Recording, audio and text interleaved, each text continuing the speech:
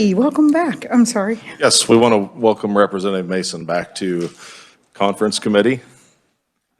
If you guys could start and kind of let him know exactly what all we did yesterday. No, kidding. Word for word. Eddie, yeah, if you want to just explain, wouldn't have to get too in depth unless we have some questions, but just explain the handout, please.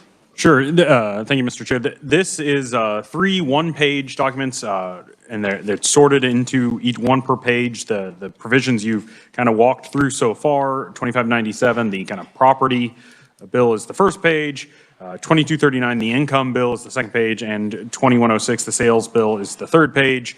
The top of each page, the top of the first and second page begins with the contents of those bills. 2106, I think you're kind of considering more of just a shell. And so it has, the first set is kind of the initially discussed provisions that weren't necessarily being discussed by one chamber or the other, but were just kind of the broad discussion you had at the beginning of that. And so it starts each page with the contents and then follows up with generally speaking, just chamber requests for consideration, not actual offers, but with one exception, just requests that the other chamber consider some provisions, and those provisions are of course listed there. The one exception to that is the first page. The House did make an actual offer on 2597 to accept all of the contents on that as it came out in the substitute bill and insert those two, the two provisions that are dotted in those bullet points there. And so this is just bullet points of everything that you've kind of talked through so far. On the property, you can see that there was a House offer and one Senate request for consideration. On the income, there were the base contents, a House request for consideration, responded to by a Senate request for consideration, responded to by a second House request for consideration, responded to by a second Senate request for consideration, and then responded to by a third House request for consideration. And then moving on to the sales, there are the 6 bullet points that were kind of the initially discussed provisions. The one thing that I would draw your attention to on that is the last bullet point where there was a broad discussion to include a provision related to sales tax apportionment information ballot language to be required on sales tax ballot questions, but there was specifically not yet agreement reached in terms of exactly what the language to be required would be.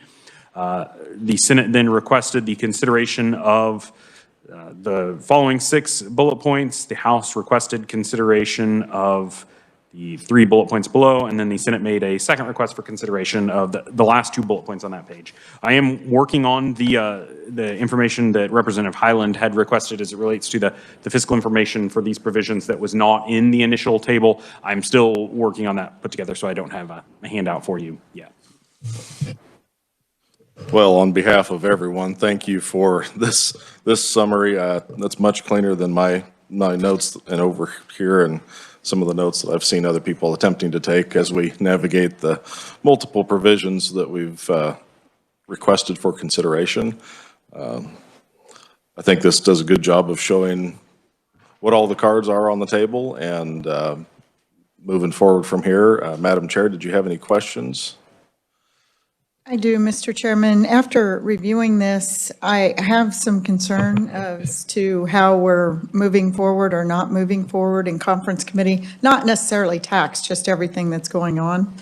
And I was wondering if you would consider us, instead of breaking these up in silos as we've done, maybe coupling as much as we possibly could with agreements and leaving the heavier lifts for later. Would that be acceptable?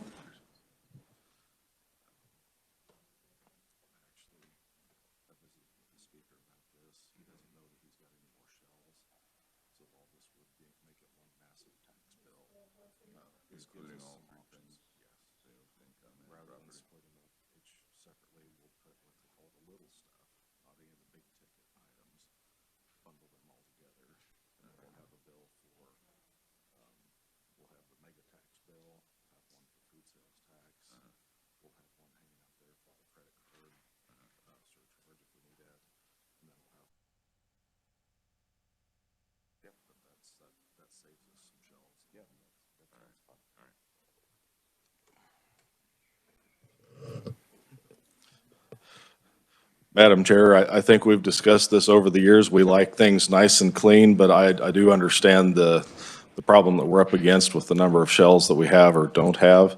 So I think this is the most efficient way to do it, although that's going to make a mega tax bill. But I do agree that that's probably the best way forward at this point. Thank you, Mr. Chairman. I'm with you 100%. We have done that the last year. It was extremely successful. We kept sales tax, property tax, income tax, and people, it was, I just don't think we have that latitude this year. I wish we did, but I am of the mindset I would like to get as much tax legislation and tax back into the taxpayers' pockets as possible. And so the more we can move forward, the better off I think we'll be. Thank you, Mr. Chairman. So now Eddie's document is now one document. I'm sure he can put that into one-page format. Yeah. Madam Chair, just for clarification for staff, they're just bill numbers, so do you have one that you would like to use for the bundle? Which bill number would you like to discuss as? I would recommend starting with 2239 just because it has the majority of it in it, based off of the bullet points. Or we could start clean with 2106. Either one would be fine. Do you have a preference on that? I mean, I'm okay with 2239 if. I'd prefer a Senate bill, but no, I'm kidding. Either one's fine. Thank you. Let's go ahead and use 2239 as the combined bill then.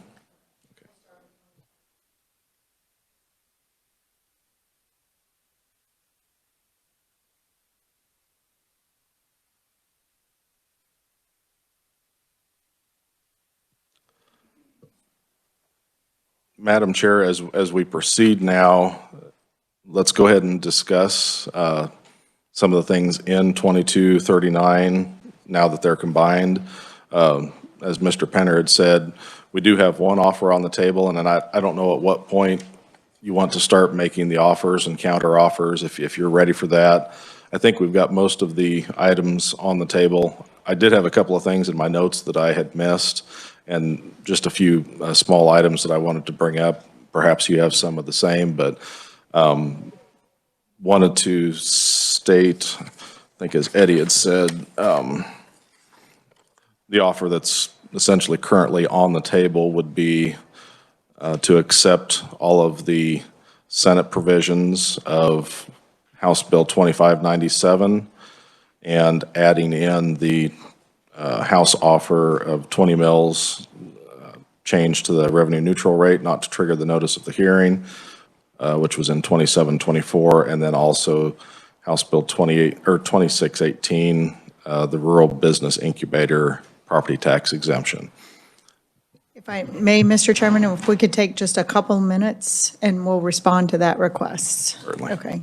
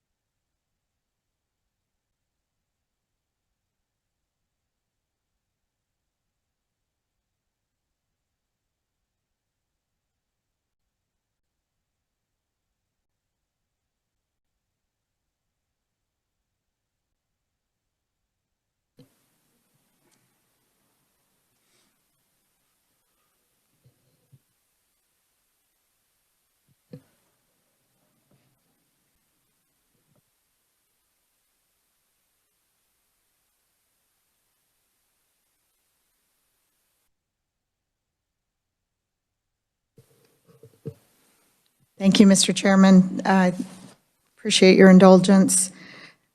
We would accept all of the first 5 bullets that you offered, and we would accept the 20 mills revenue neutral rate not to trigger the letter. We would ask to hold off on the rural business incubator. I did discuss that with the Senate president, and he has some concern. So we would ask that you also consider the increase on the 20 mil residential, and also the provisions in Senate Bill 2416 for reimbursement. If you would consider changing that, I know there's a county obligation in it. I think all of the funds could be covered with Spark money. If we would do so, we would be able to get those rebates to businesses, if you guys would consider that.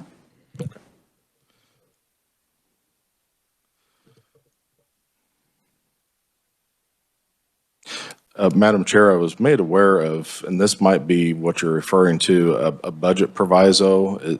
Is that the, I just want to make sure we aren't counting this fiscal note twice.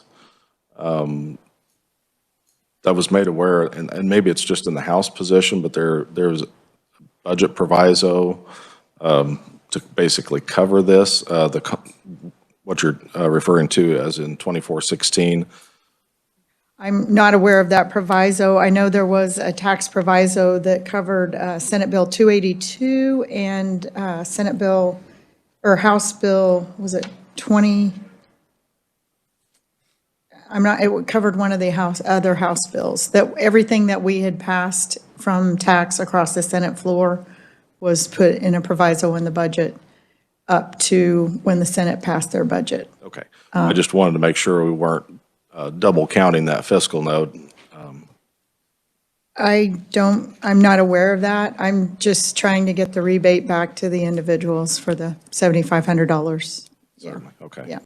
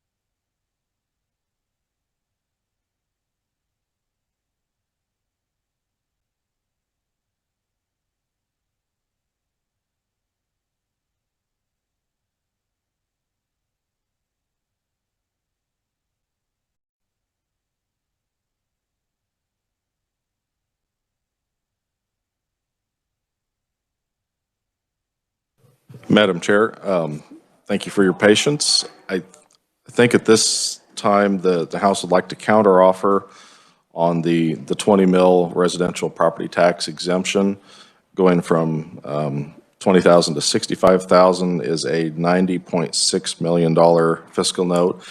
And I would like to counteroffer going from 20 to $40,000, which I believe is around just a little bit under $45 million as far as a fiscal note. And we just had some questions. We want to get cleared on the 2416 COVID shutdown property tax relief. If we want to call that the storefront, I kind of call it the storefront retail property. Not going to say no on that one, just want to make sure that we understand where all that is. If there's other provisions in other committees, make sure we're not duplicating. So if we may come back to that? Certainly. We could come back to the incubator one? Certainly. Okay, and let us discuss the decrease.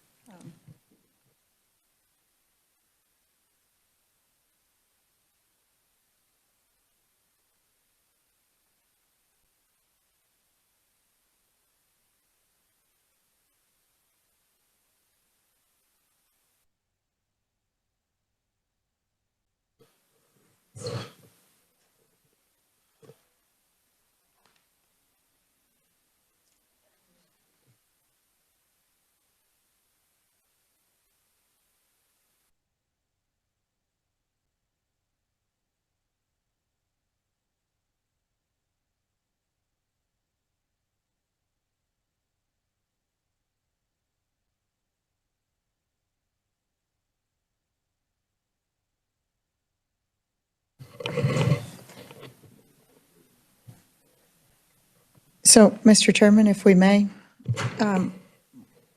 we understand your offer and trying to keep fiscal notes low. We are of the mindset that property tax is a major issue for individuals in the state of Kansas. And we see this as property tax relief for all homeowners. So we would like to keep this in play. We're not saying no at this time, but if at all possible, depending on where we land on other items, we would like this to be as high as possible with negotiations. So we'll hold off on that if that's fine. Okay.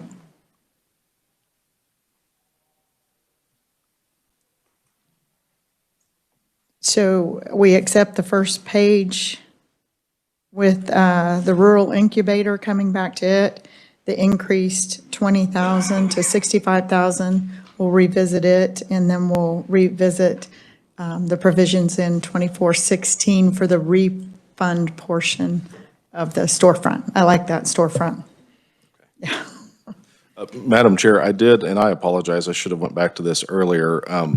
Back up at the very top, the antique utility trailer. I'd visited with the revisers on this, and I know you heard this in committee. The standard for vehicles on the definition of antique is 35 years. I know I found a spot in the statutes where antique aircraft are a 30-year.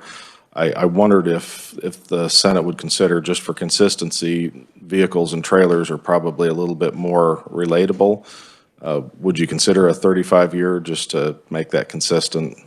Yeah, let us take a quick, we'll visit and we'll get back to you. Okay.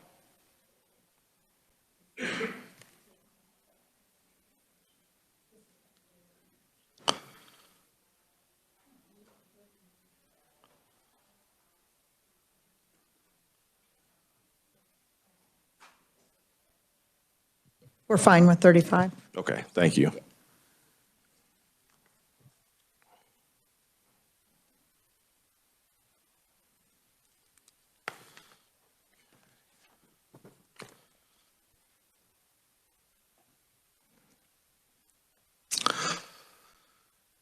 You want me to take the lead? Okay, all right. Moving on to page 2.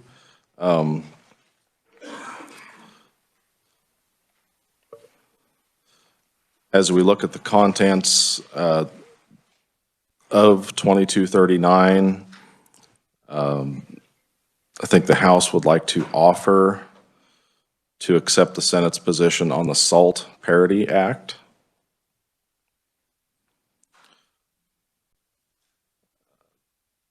We'd like to offer to accept the Senate's position on the State Historic Site checkoff. At this time, we want to wait just to get some more clarification from revenue on the carry forward of carried back net operating loss and work opportunity and employee retention tax credits, just to make certain we understand what's going on there with the fiscal impact.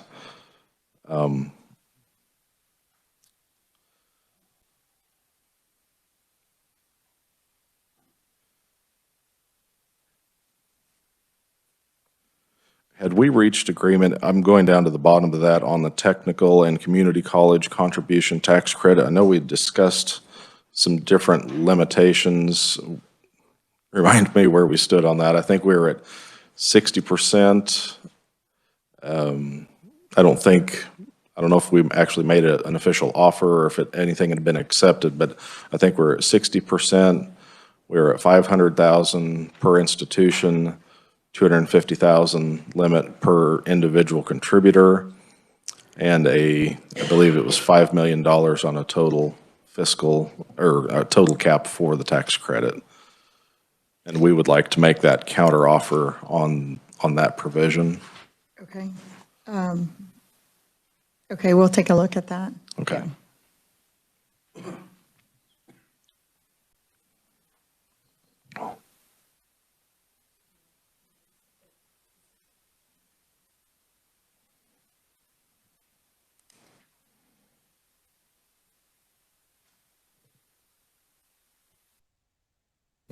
We were at 60%. You asked, that sticks out in my mind because the House was originally at 100%. Yes. And you offered 60. The Senate was at 60. Yeah, I apologize. I should have clarified that. We'll accept the 60% and then make the offer of those other two limitations Okay. on the limits. Okay.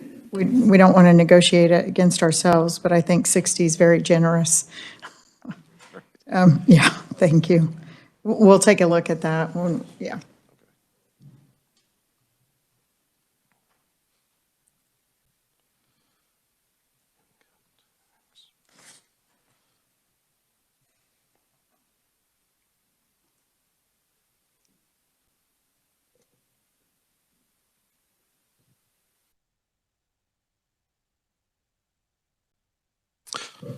Thanks. I think we're going to hold off on that to make sure what the bigger package is. We don't want to lose property tax and other things in order to get this. So we're going to hold off for a little bit. Okay, thank you.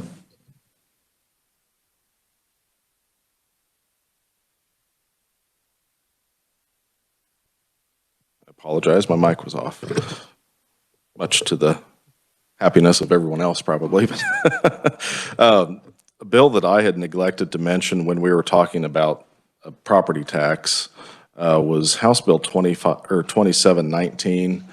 It is a work in progress inventory property tax exemption. We heard this in House Tax Committee, and for manufacturers that are, we talk about pipelines, we talk about different industries, as they have these materials brought in, they're sitting on location, they're subject to property tax until they're actually put into service. I think the fiscal note on this was very, very small.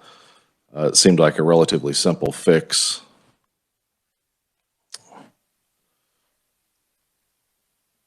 I don't have that fiscal note in front of me right.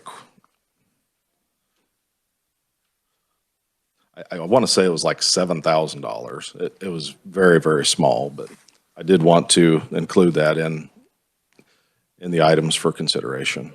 Thank you, Mr. Chairman. We will put that in on our list for consideration, and we'll probably take a look at language when we break. Thank you.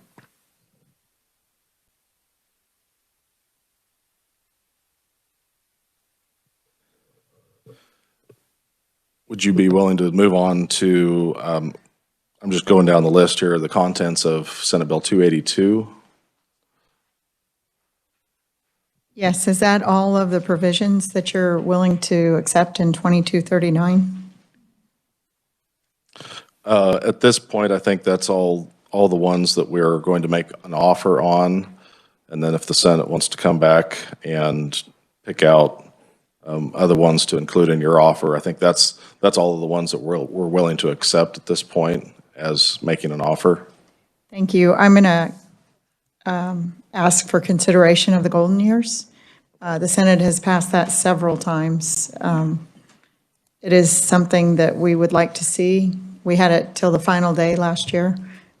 Also the carry forwards and the carry back. I know that fiscal note was something that we were first made aware of recently, and I have grave concern of that coming in the 11th hour. I'm not saying that there's not issues with it, or there are issues, but I have had fiscal notes before, like the sales tax on school supply. You can go back and check your records when that bill first was introduced in the Kansas Legislature in the House. I was a freshman. The fiscal note was $20-some million. I proved that it wasn't even spending that much on the program in Florida, who does have the program. So now we've come back with a fiscal note of $8 million on that. So I question the $100 million that was brought before us, and we don't have a breakdown on that yet, do we, Eddie? Okay. So I would ask that you strongly consider those provisions going forward. The standard deduction also, I would ask that you consider that. The House did a great job last year bringing us the $500 deduction. We appreciated that. You've brought to our attention that is a great way to help Kansas taxpayers. And so we're fully supportive of it and would like to see that provision also.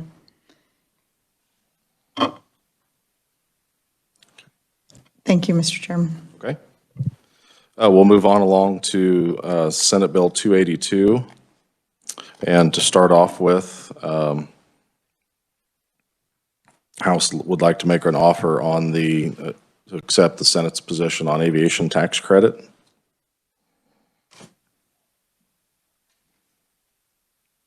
We would like to accept the Senate's position on the teacher classroom supplies.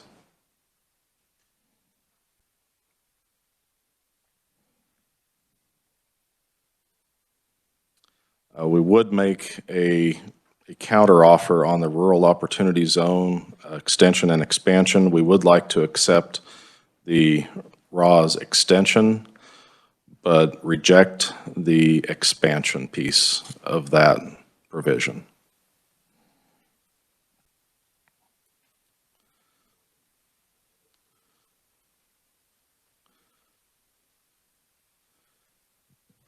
So, Mr. Chairman, if you may, we'll break for a minute on those 3 items.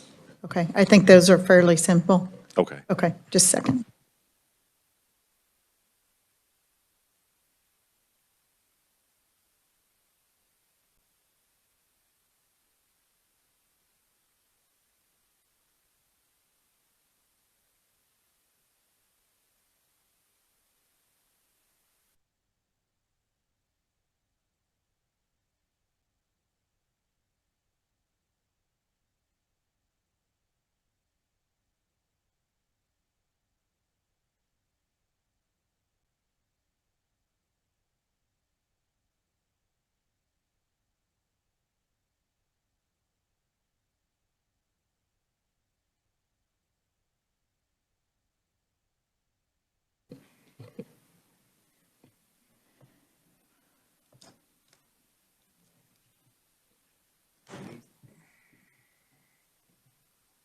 Thank you, Mr. Chairman.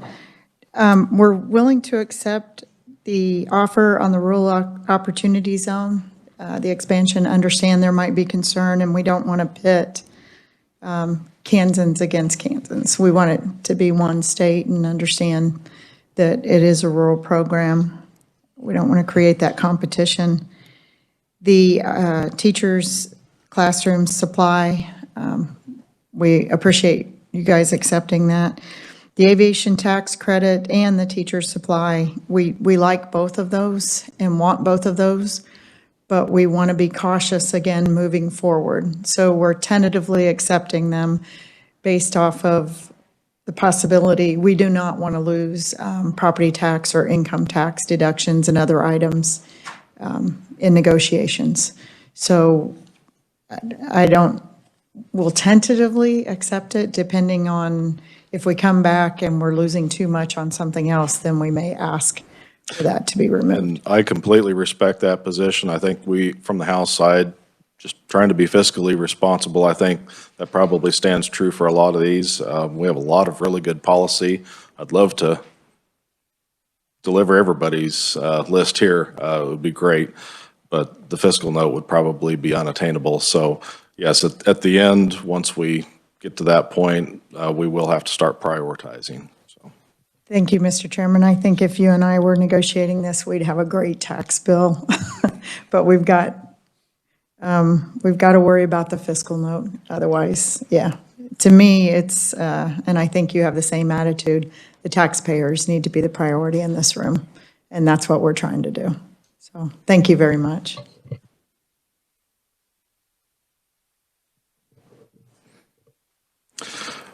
As we continue on, just down the page there, I would like to, this is another simple one I think we had discussed earlier, make the House offer be the House position on Senate Bill 326, the short line railroad tax credit bill.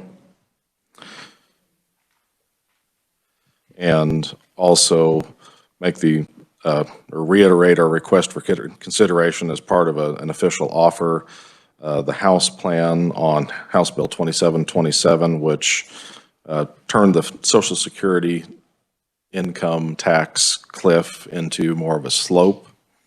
It phases that in over from 75,000 to 85,000.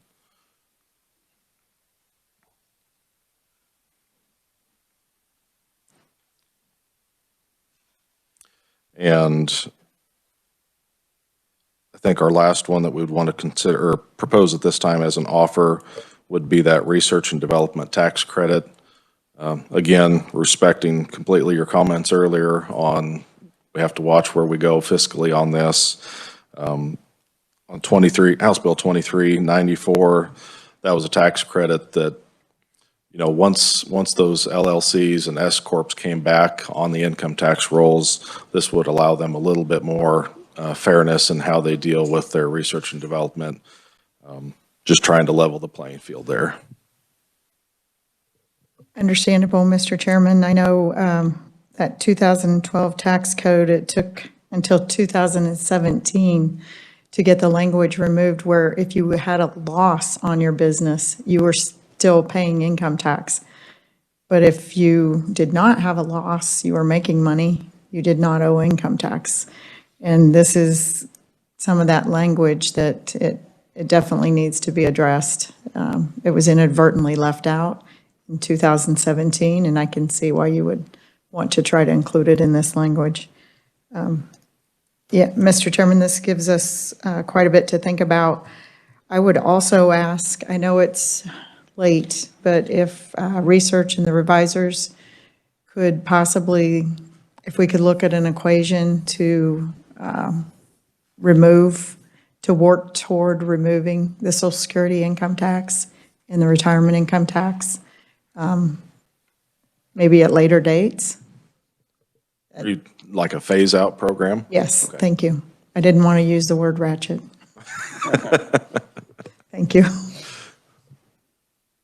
Yes, I'd be willing. Do you have some ideas on language there, or? The only thing I was going to mention is you can try to discuss language now. You can also work with me upon a recess or adjournment of the conference committee to try to figure out some approach with language. I think why don't we break and try to figure that out, but let's figure out where we are very solid. We've got a lot of things in here that they could start preparing and getting in the bill that we've agreed on. And then we can get some more fiscal notes if you're okay with that, Mr. Chairman. Okay. I know we have a few questions, but we do have quite a few that we've signed off on. Okay, thank you.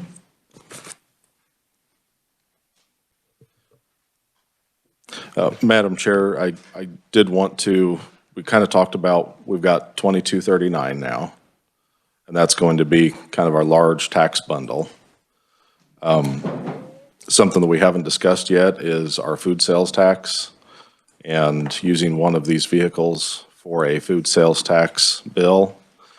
I would like to just make the statement, I know both House and Senate tax committees have kicked bills out of their respective committees. Neither one got above the line in the chamber. In looking at the two bills, the Senate had 339 as the bill that passed out of committee. The House had 2711. I was trying to take a look at both of those and try to reach some compromise, and I had an offer that I wanted to make just to start the discussion on that and kind of see where we end up on that. But I know House members, that's been a large priority for them ever since day one. We've tried to be very methodical and going through the process on how we work that and make it best. Both being financially responsible, because going all the way to zero is a big fiscal impact. Do we do it immediately? Do we try to spread it out? So I just wanted to start the conversation if you guys have time. Absolutely, Mr. Chairman. We'd appreciate. Thank you. As we look at this, do you have a preference on bill number? Do we want to start talking about it as a bill number, just conceptually? That's fine. Okay. First of all, on the rate, Senate Bill 339 took the rate all the way from 6.5 to 0, and I believe it started in 2024. Is that, if I remember right? And the House position was to begin July 1st of this year on taking the rate to 3.5 on food. I think one of our definition of food was a little bit different. because the House position was kind of the streamline definition of food, including bottled water, candy, vending machine products, things like that, but it did not include the prepared food. So at this point, regarding the definition of food, we would like to have our House definition to not include prepared food, and we would like to propose a rate, an initial rate cut, beginning July 1st of this year to 1.5%. And where I kind of came up with that number is going back to 2019, looking at House Bill, I think it was 2033. And that bill got vetoed by the governor, and I went back to that to see if that had not been vetoed, where would we be at today on that rate? And it's a little bit speculative because with the internet sales tax marketplace facilitator, that's how that bill bought down the food rate. So you can't really estimate taxes that you didn't collect. It's difficult. So we kind of worked with research on that, and we kind of came up to the 1.5 rate is about where that would have been bought down to today. And then we would go ahead and eliminate that and take it all the way to zero the following year. So we would have 1 year with the rate at 1.5 on food, and then all the way to zero. The House tax position was also to reduce the statewide sales tax rate from 6.5 to 6.3. The Senate did not have that position, and we would eliminate that position from the House. We would not make a change to the statewide rate. The House also had a refundable tax credit. We made the food sales tax credit refundable. We'll take that off. We'll leave that program the same as it is right now. And obviously sunset that once food sales tax goes to zero. The other large provision that I had here as far as the difference was the House tax position was to adjust the rate for the state highway fund to 18.0 from the current 16.154.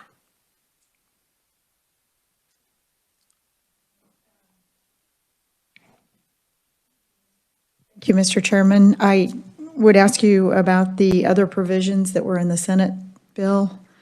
We had sales tax on utilities removed. We had an abatement on sales tax for theater tickets, movie theater. Those others, were you not considering those provisions at this time? I wasn't at this point. If you want to make a counteroffer with some of those, we're certainly willing to consider that, but I was mainly focusing just on the food sales tax at this point. If I may, Mr. Chairman, if you would consider them in another bill, I would prefer to keep this bill food sales tax only. I would absolutely agree to that. Okay, thank you, Mr. Chairman. I appreciate that. And I would ask the revisers just to make sure, I think the language in your bill was language that we had previously seen and passed out of the Senate Tax Committee in prior years. And I am pretty sure, not just 2019, but years before that. Could you confirm that for us? And you don't have to right now. We can recess and come back. I just want to make sure that we have, that sugar's included, those types of things. The Twix bar, the M&Ms, you guys know.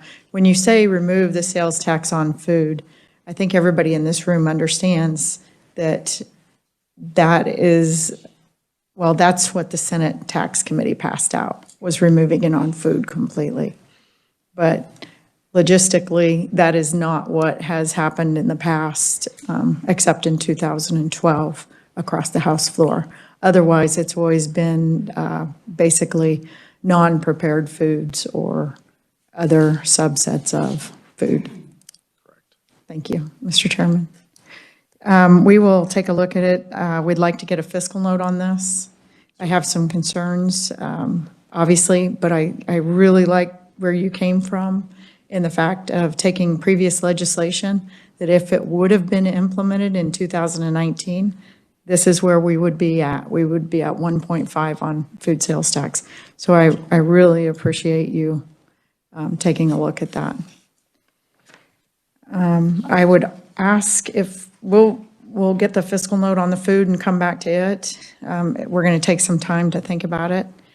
But I would like to include some of the other items in the mega bill, if you would. Certainly, go ahead. Okay. I think we're completely on agreement on the disaster recovery for the fencing material.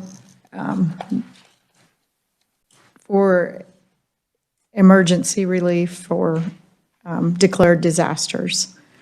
We would accept your offer on that, and we would ask the optional for destroyed property, that the property tax is allowed to be abated by the county commissioners.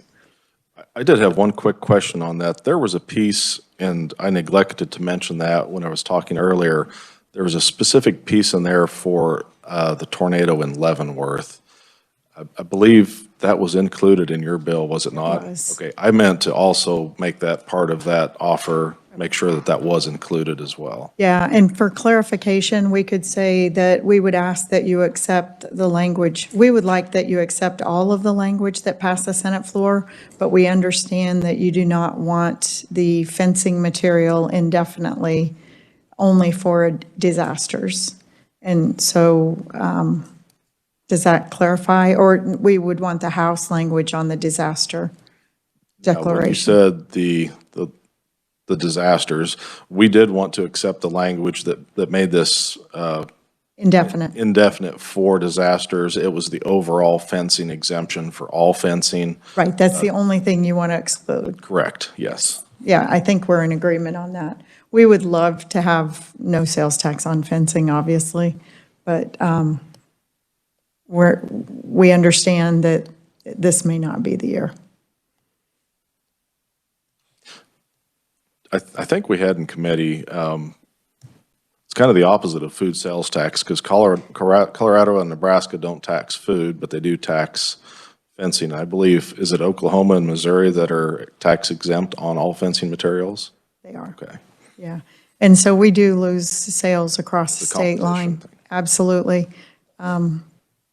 As a border county, I definitely would like to see our vendors able to compete with those Missouri vendors by removing the sales tax. But if the House isn't comfortable leaving it in at this time, we'll leave that up to your discretion. Again, you know our Let's not take that off the table position. just yet. Okay, great. Oh, okay. Who gets excited about sales tax fencing? Okay. Okay, we will leave it under consideration then. But we do know of two of the three items, we know we're in agreement on those. Correct. And we'll keep the fencing under consideration okay.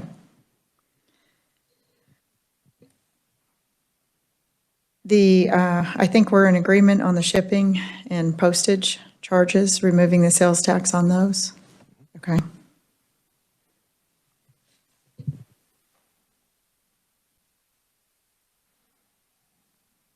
We're in agreement on the Wilson sales tax election. Yes. Mr. Chairman, thank you. And we're in agreement on the Atchison piece.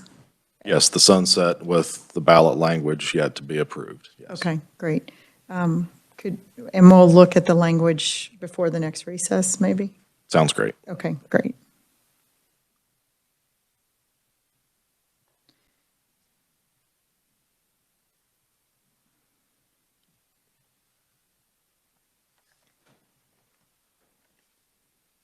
Mr. Chairman, I didn't know your comfort zone on the manufacturer's coupons. That is something that a lot of people aren't aware of, and it's actually a relatively small fiscal note. That is something I'd be willing to consider. If are you making that offer right now? I can make it later if you want. Okay, yes, I wouldn't take that off the table. That's Okay. something I think we could consider. Okay, we'll leave that. Why don't we leave the rest of the items unless you see something? I mean, I think if I ask for the commercial sales tax removal on electric and other utilities, you would probably like to think about that for a while. That's what I thought. Okay. I'm not, I think the rest of these, we need to look at a later date. And if I would, I appreciate you adding the area aging in those. I think we're building out a pretty hefty list because the Senate could add 2 or 3 of those too. And I don't know which way we want to go on that yet. But we did have a sales tax exemption on movie theater tickets. If you want to put that under consideration on the list. Okay.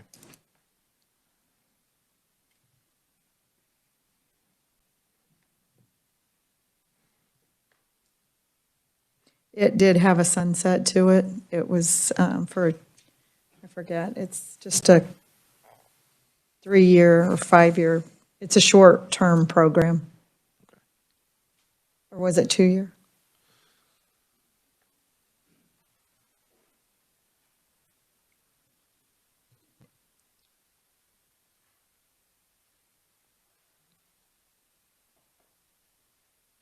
The version that was in Senate Bill 339 allowed retailers collecting sales tax on admission to viewing movies or films to retain the state portion of any sales and use tax collected on movie tickets and concessions sold on site from July 1 of 22 to June 30 of 24.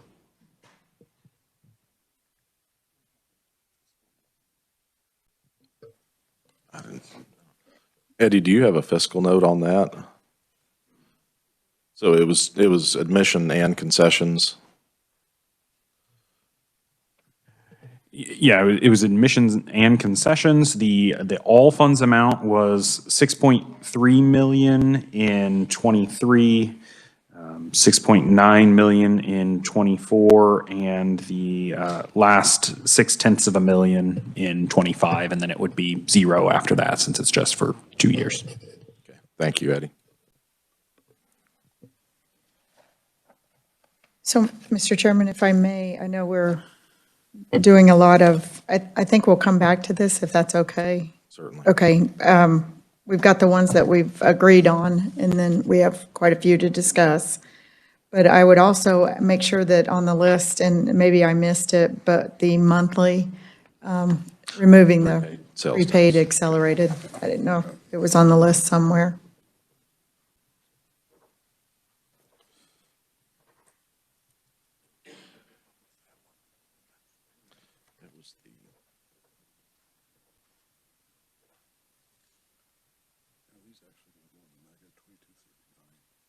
I think so.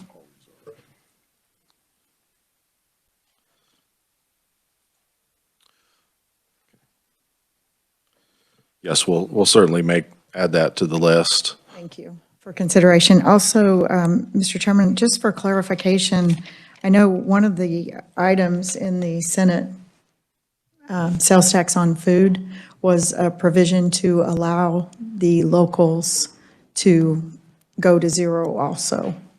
I don't know if you would consider that language or not. Madam Chair, thank you. That is a great idea. In fact, I actually had some counties reach out to me before we even started session when the rhetoric kind of started throughout the media, wanting to know if they could do that already.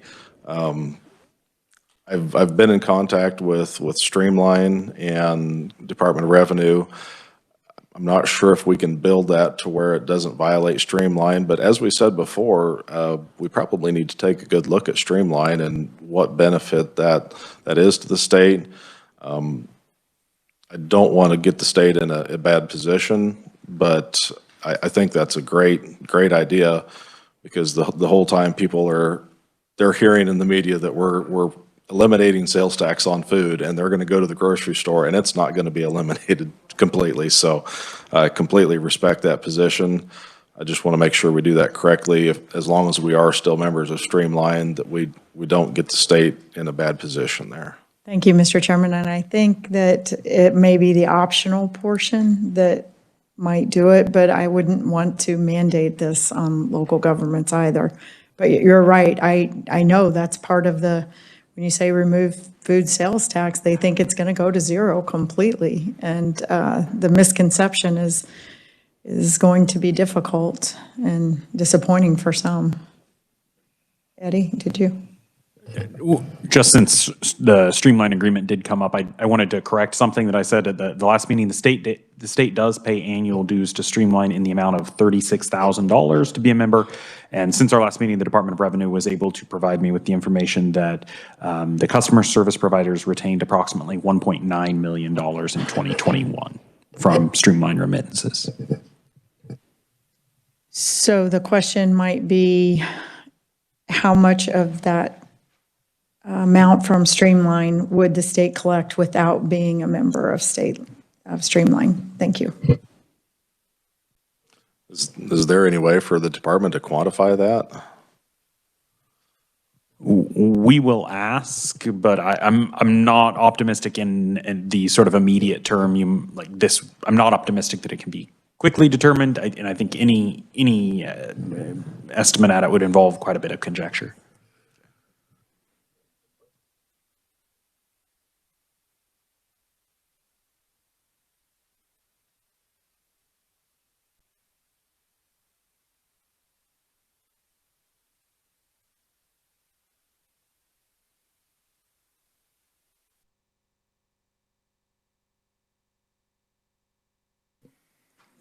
So thank you, Mr. Chairman. I'm assuming that everything that we didn't cover on the list is still up for debate at some point. Certainly still in play. Yeah, that's great. We just wanted to make sure on that. Okay. Thank you, Mr. Chairman. I think we've made good progress. Would you like to recess and then come back? Certainly. We're recessed on the House until 5 o'clock. I'm not sure what the Senate time is, but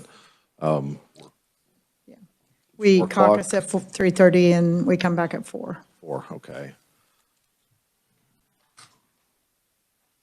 How come they didn't ask us before they set them? I'm kidding.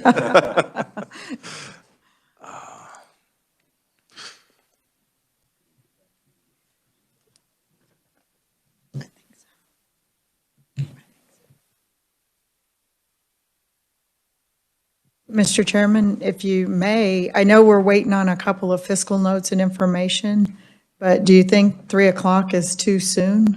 Or would you like to try and come back after 5?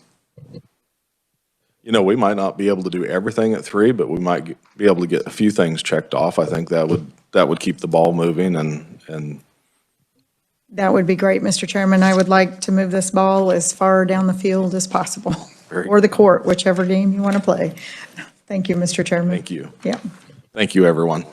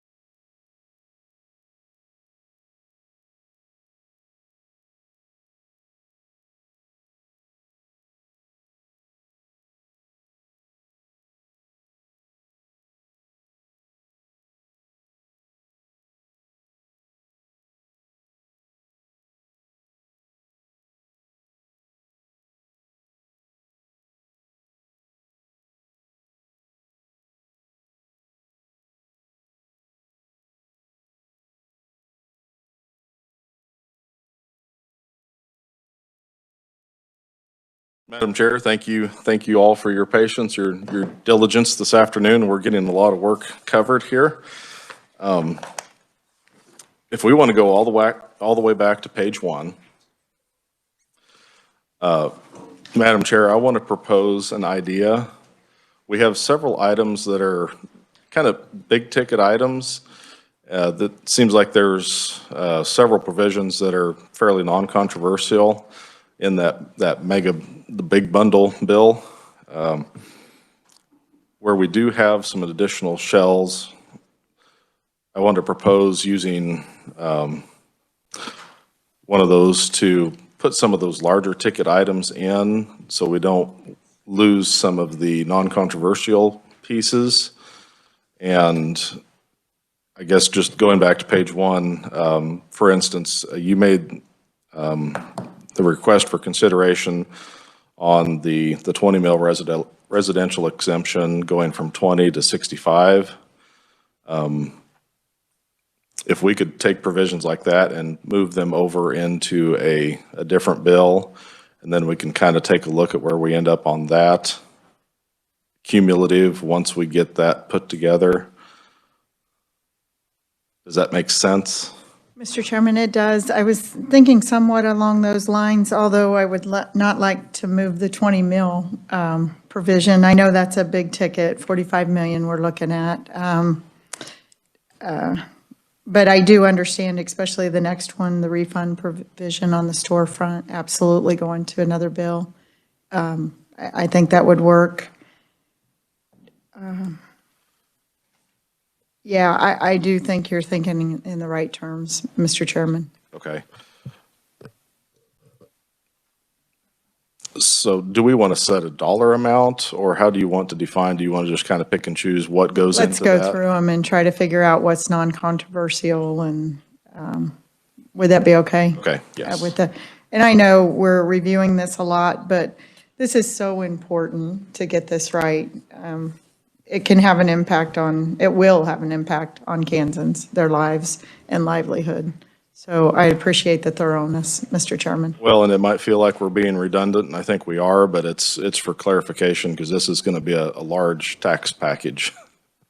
It will be, and we'll need some help defending that package from our counterparts. So thank you, Mr. Chairman. Do you want to go through some of the things that we had made offers on? Is there anything that? I think the top 5 we're all in agreement on. Those are smaller items. Okay, on the first page? Yes. Okay, so those would all be included in, I think we've defined that as 2239 is going to be our mega tax bill. And yes, and the provision with the 20, to take the trigger out, the House position. Okay. Yes. And we were holding on the business incubator bill. I know that's a small ticket item, but I was asked to hold until that conversation occurs. Okay. And Mr. Chairman, I don't know if there's any way we could get to leave the 20,000 increase number that would be acceptable. That'd probably be a fairly low number then in order to make it something acceptable, wouldn't it? Excuse me. You're talking about the residential exemption?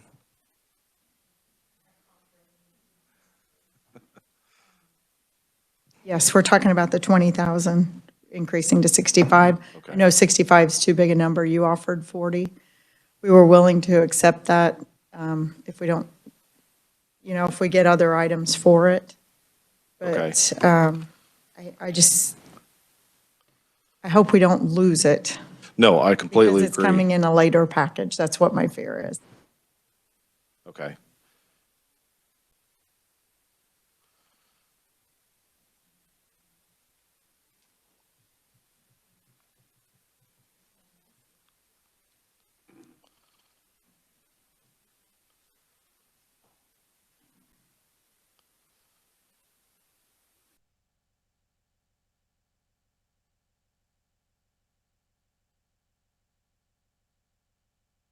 Yeah, Mr. Chairman, I know it's a big ticket item. Would there be any consideration for keeping this one in, if it's non-controversial, if we accept your 40,000 offer? I think if you're willing to go to the 40,000, we would keep it in this package. We are more than willing to, we would like to keep it at 65,000, but we understand what you're trying to do. And we'll accept the 40,000 offer. It's better than we've seen before. It hasn't been increased since it started in 1997, and we'll be increasing it by 100%. So, Mr. Okay. Chairman, we will accept that position if we can keep it in 22.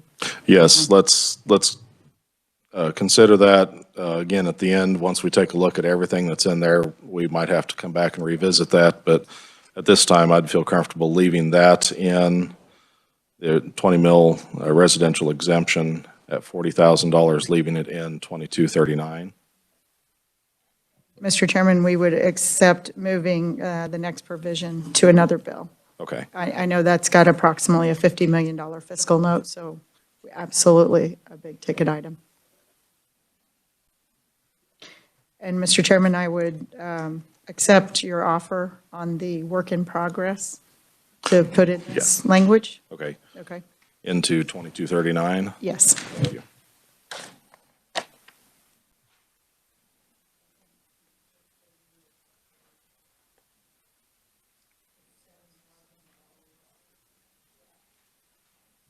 Okay.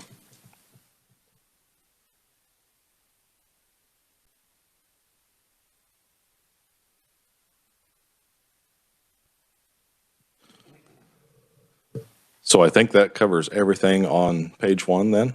Yes, absolutely. Okay. Yeah, do you want to go to page 2?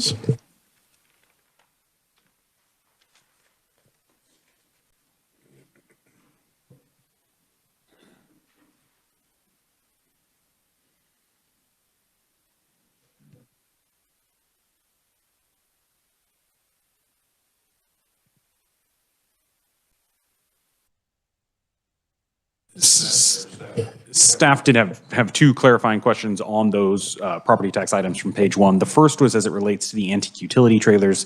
The last time we were here, the committee discussed changing the definition to 35 years, and we just need the clarity on that. And then the second one relates to the residential exemption for the 20 mills, if that also included the formulaic reductions prospectively. I would say yes to both of those options, but I know the 35 was agreed on, the antique trailer. And I would let you speak to, there is a formula in the Senate position. It increases the 40,000 would be the base annually based on an equation of inflation. We get all other increases for inflation, and we just thought instead of revisiting this every few years, we would put an equation to automatically increase for inflation. Do you mind if I visit with my conferees for just a moment?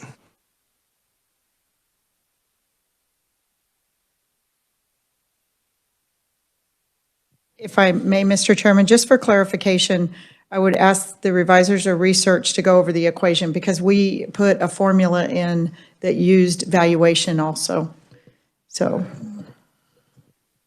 Yes, if it's not just CPI, I'd appreciate understanding that equation.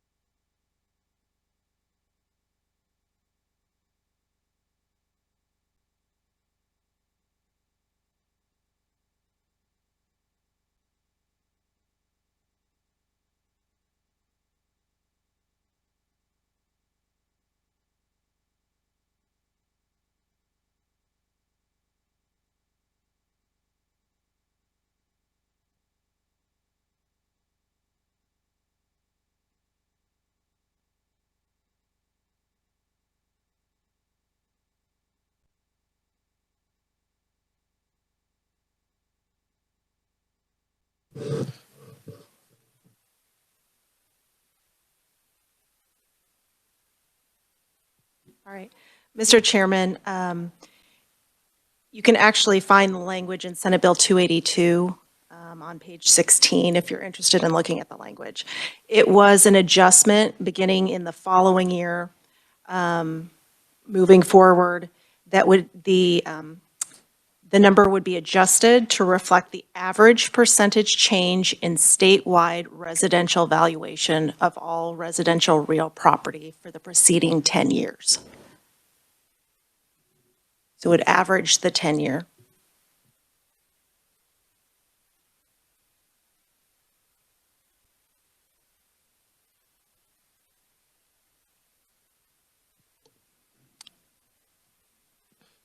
Does it continue then to adjust for inflation, or is that the only piece of the, it's basically just the value? Okay. It may, as kind of a term of art, may be referred to as inflation in common parlance, but the actual calculation in the bill is based on statewide residential valuation changes. And it's a 10-year average of those changes. Okay. I think I understand that. Madam Chair, we might have to just consider that a little bit. make sure Mr. we Chairman, understand I it. would like you to. That's why I brought it up. I wanted to make sure that you had a clear picture of what our built-in equation was. Okay, Yeah, thank you.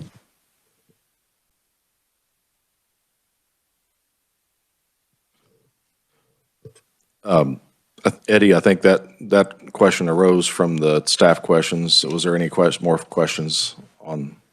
Unless Adam or Amelia had anything else, that was all that staff had so far. Are you ready to move on to page 2? Yes, and you'd like to revisit that the next time we meet? Yes, I just want to have a discussion, make sure we understand exactly how fast that's going to grow. I know everybody knows that valuations are increasing very rapidly, and while I understand tying that to that, I just worry about what that fiscal note could look like as that rises. Understandably, Mr. Chairman, that's why it is a 10-year rolling average also, to help keep the spikes out, keep it level. Okay. But it is an automatic increase to help homeowners. Thank you.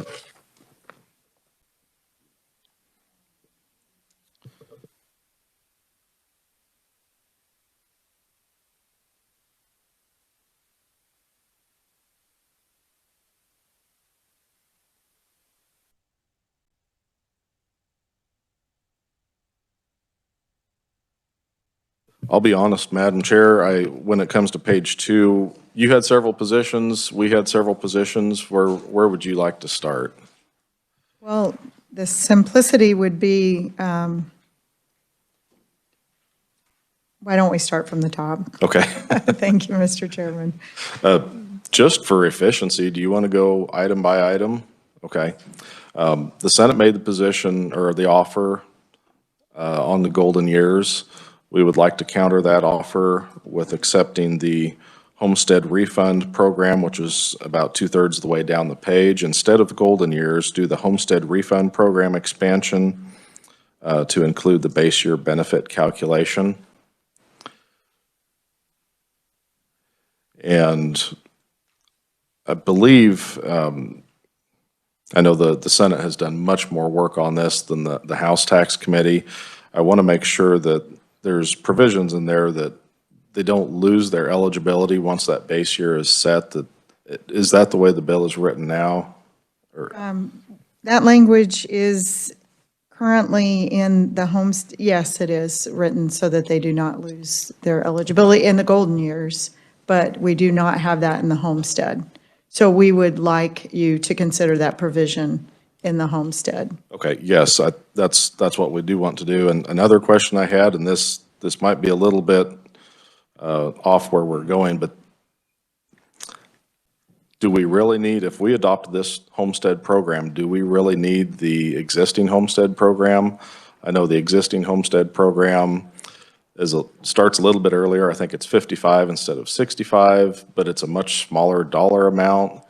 If we gave people more a better benefit, but started it later, do you think that would be a good trade-off? I'd still keep the Safe Senior Program, but I didn't know if there was any discussion on sunsetting the existing homestead. Mr. Chairman, we did not discuss that. We could take a look at it.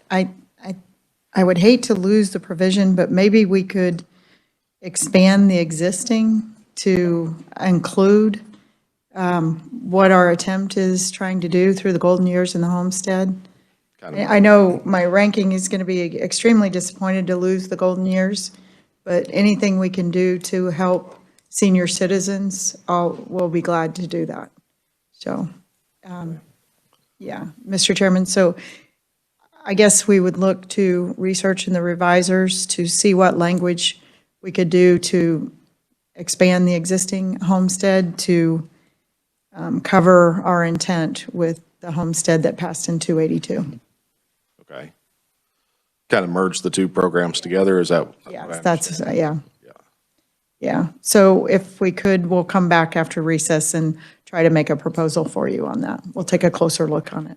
Is that okay, Mr. And I'll Chairman? be completely transparent. The reason I thought about that is that those fiscal notes kind of help offset each other to make that a little bit easier financial impact. No, I like that, and we could put that in this 2239 if we did that, something like that. So we'll take a close look at it at the recess and come back and make an offer for you. Would that be okay?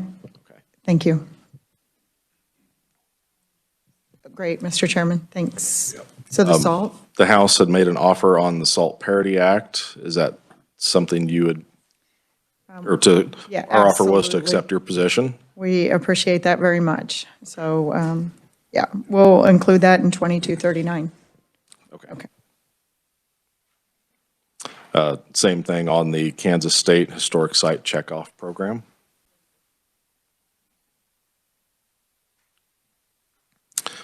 For the next two bullet points, I guess I would turn to staff. I know Department of Revenue is probably working very hard on this. I just want to make sure we understand all of the working pieces of this. Do you think there's a chance we could have any information on this by tomorrow, or? I do not know. I don't have any updated information from the department. I don't know if they have anything. They do not have anything further to provide at this time. I don't know when we expect that. Okay. Is that something the Senate would be willing to put into our big ticket item if? Well, we would really like to, let's wait until we come back on the recess before we make a decision on those. I would hate to lose those. We worked pretty diligently to get those, and, you know, it's just, I understand fiscal notes change. I've never seen one go from zero or unknown to 100 million. I did have, when I was freshman in the House, a fiscal note at 65 million. I changed one word, it went to zero. So we have seen, yeah, exactly. They were trying to school the freshmen. But I'm not saying that's what happened with this fiscal note, but the timing does look somewhat questionable for $100 million. Right, and I just want to make sure we do understand the true impact of this. I think you made the statement where it's considered double taxation. Certainly want to be fair. My main hesitation is I want to understand the true impact. Yes, and I shouldn't, on the net operating loss carry forward, they got caught in language between federal and state law. We're just trying to clarify so they can carry those losses forward. And then the work opportunity tax credit and the employee retention tax credit, that's the one where the state chose to interpret it as to tax that money that came. Okay. Eddie, do we have a fairly clear fiscal note on the net operating loss piece? Is that also a little bit unknown right now? The carry forward, carry back provision, that's kind of the fiscal information that's been provided is that is lumped in with the employee retention credit and the work opportunity tax credit of these three aggregate to be at least 100 million, but we don't know specifics beyond that. And I would question that. How can you come up with an aggregate not knowing the individual?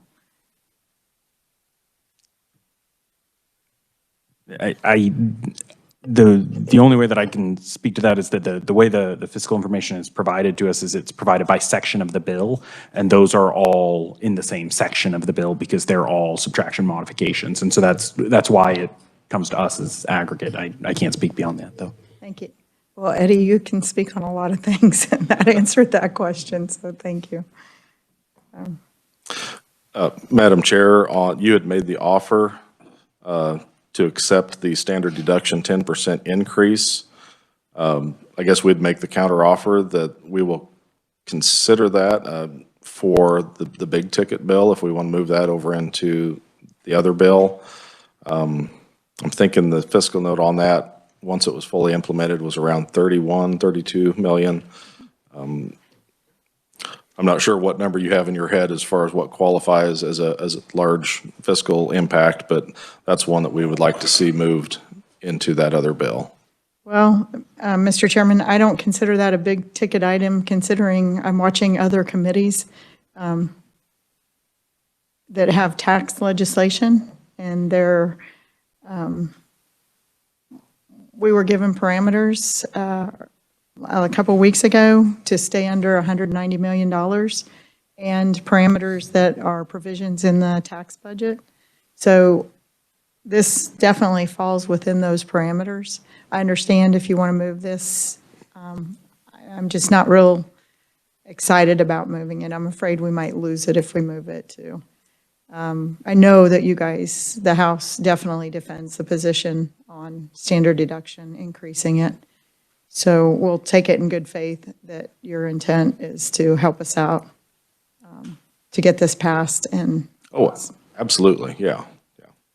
okay, are you guys, just a second.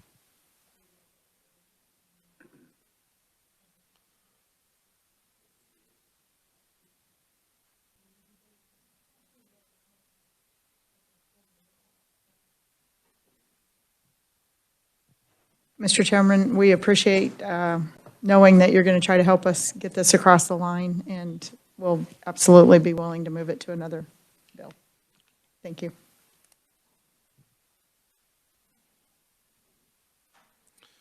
Regarding the historic hotel net operating loss provision, that's something that the House tax didn't really address. That's not a position we're ready to accept. That's one, we hadn't really made an offer on that, either one, but I guess from the House position, we would probably reject that provision at this point. And maybe we need to put that together in an offer with some other things, but going line item by line item, I just wanted to let you know where we stood on that one. That's not one that we were favorable to. Okay, thank you, Mr. Chairman. The next bullet point was the Tech Community College tax credit. We'd made an offer. Looking back at my notes, if you'd allow me to amend my offer, I think we had talked about the 60% tax credit. I was thinking, I meant to say a 50% tax credit. I know 60 is what the Senate had put in place. 50%, that's kind of an equal match, not dollar for dollar, but everybody has equal skin in the game at that point. I meant to amend that if you would allow that. I'll need to check, but I want to make sure we're on the same page on parameters. We're at 250,000 per person. Yes. 500,000 cap per institution. Yes. And it's community colleges, tech colleges, and a $5 million cap. Yes. I would also clarify that it's non-refundable and non-transferable. Would that be acceptable? Is it currently refundable and transferable? I mean, that is my understanding already, so we would accept that position if that needs clarified.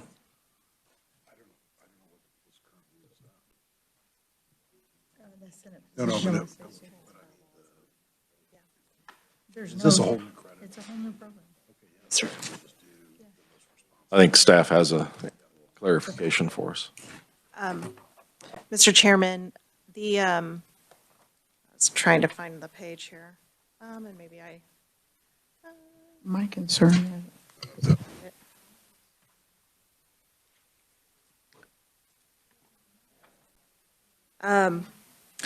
the current language in House Bill 2239, as amended by the Senate Committee of the Whole, it is a non-refundable tax credit, but the language of the existing statute that this amended language is going into does provide for transferability of the credits. So they would be transferable under the current language of the bill. So your position still stands, you'd like to make that a non-transferable? yeah, yes, and we would accept the 50% match. We're willing to accept your position on the non-transferable, and I think we're in agreement there. I think so too. Our concern, Mr. Chairman, to be quite candid, is we do not want to lose other tax policy because we accept this policy. Correct. The same, if we lose the standard deduction, we just shaved 20 million off the standard deduction, and we're putting 5 million here. And that's our concern, is that we're going to lose some really good policy in order to create a new tax credit program. So,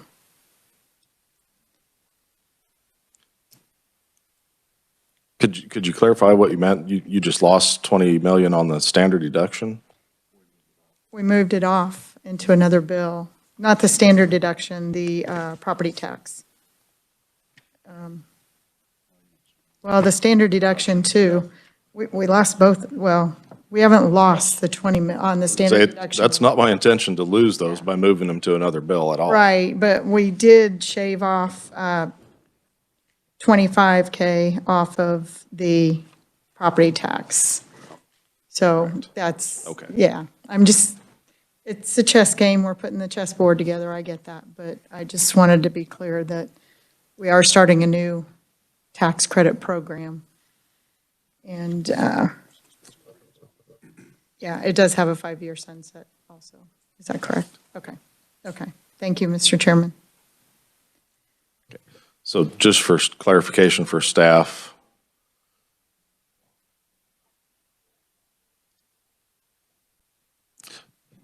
are we considering that accepted with the provision that we can come back to that at a later point if it looks like we're getting ahead of our skis here? I like the way you think, Mr. Chairman. Okay. Thank you.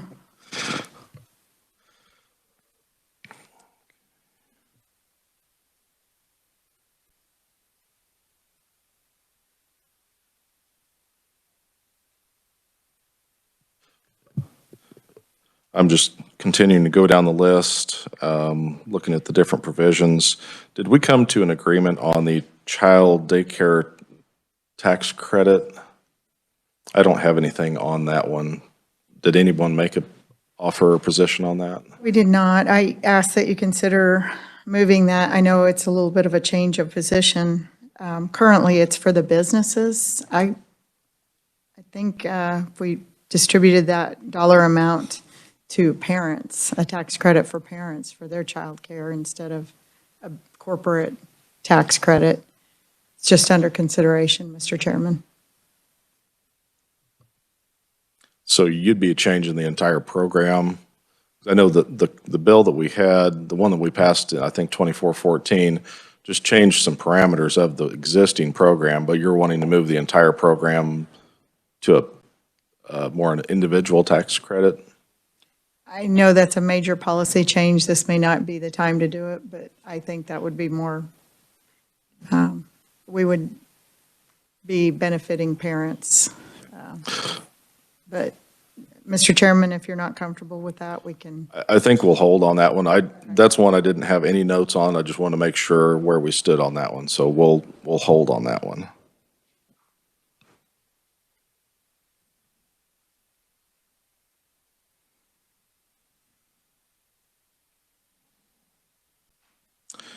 And on 326, I think we had agreement on that one. I don't know that we ever necessarily included it in an offer. So I would go ahead and make the offer to accept the House position if you, yes.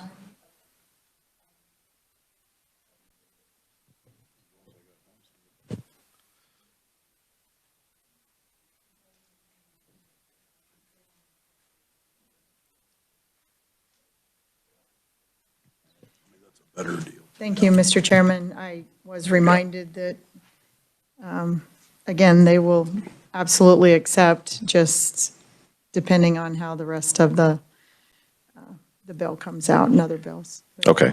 Thank you.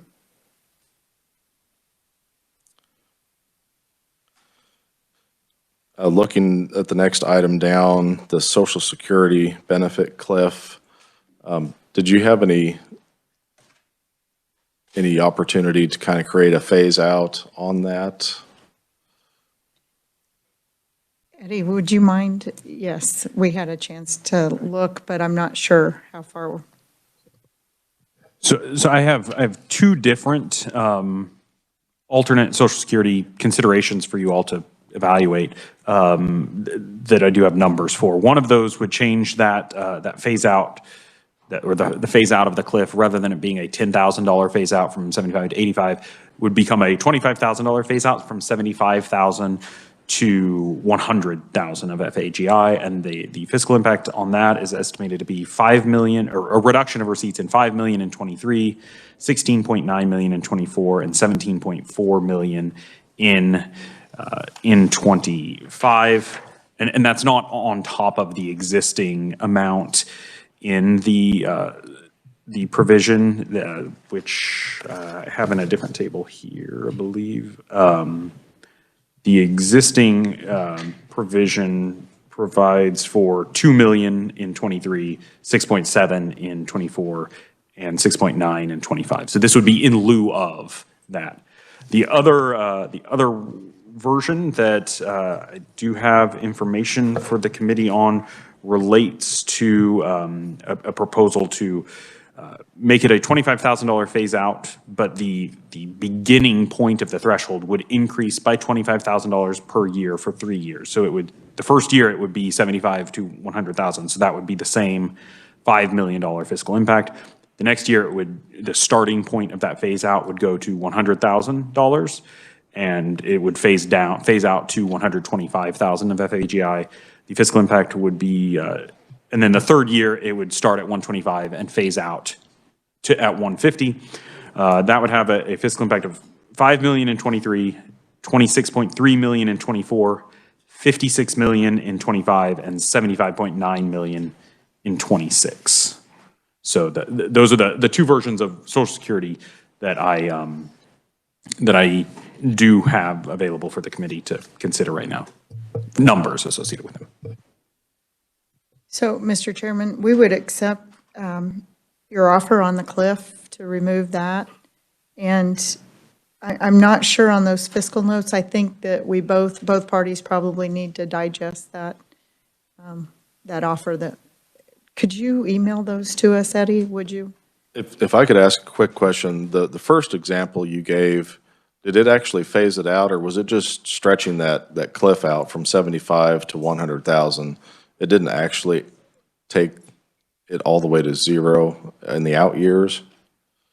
So the first example did not take it all the way to zero. It stretched the linear phase out. Correct. So currently, under the bill as the House committee passed it out of committee, it was a linear phase out from 75 to 85. The first set of numbers I provided would have been a linear phase out from 75 to 100. So it's just a slower phase out of the cliff, so to speak. Okay. So I think when you said phase out, we're phasing. You're actually phasing in the taxation of, a phase out of the cliff is a phase in of the tax. So the phase in of the tax would be drawn out over a wider array of FAGI levels. Thank you for that clarification. So we'll take a closer look at that. And Eddie, did you also have some numbers on the retirement phase out? The only retirement number that I have available is a provision that would treat retirement plan income comparable to how Kansas currently treats Social Security benefits, to where if the federal adjusted gross income level of the taxpayer is below $75,000, they would then not pay individual income tax on their retirement plan income. That has a fiscal impact of negative 26.6 million in fiscal 23, negative 88.8 million in fiscal 24, negative 89.7 million in fiscal 25. Adding a $10,000 linear transition to that from 75 to 85 adds negative 2.2 million in 23 to get to a total of negative 28.8 million in 23, adds negative 7.4 million in 24 to get to a total of negative 96.2 million in 24, and adds a negative 7.5 million in 25 to get to a total of negative 97.2 million in 25. And that is the only numbers that I have available on retirement income right now, I believe. So, and I would question, what was the total fiscal note? And I know you sent that to me early in the year to remove the retirement, because that sounds exorbitantly high based on the total amount to remove income tax on retirement. The whole fiscal note for retirement is, and that is actually in the initial table that I provided, and it's negative 69.9 million in fiscal 23, negative 233.8 million in fiscal 24, and negative 236.1 million in fiscal 25. And that's with a tax year 2023 effective date for totally eliminating the So income taxation. approximately 70 million to remove it completely, and 26 to 29 million just to phase it to 75,000? To exempt it for any individuals with less than 75,000 of FGI. Yes, that is correct. Except with, I do want to make clear, that's only for that first year where it's being implemented. It's 234 once fully implemented. That 70 million is just that year where you get kind of the partial tax because of the tax year fiscal year difference. Okay, thank you. With the numbers that I just heard, is this one that you would be willing to move to the different bill? It's going to be a pretty large ticket item. I guess, yes, Mr. Chairman. Okay. Again.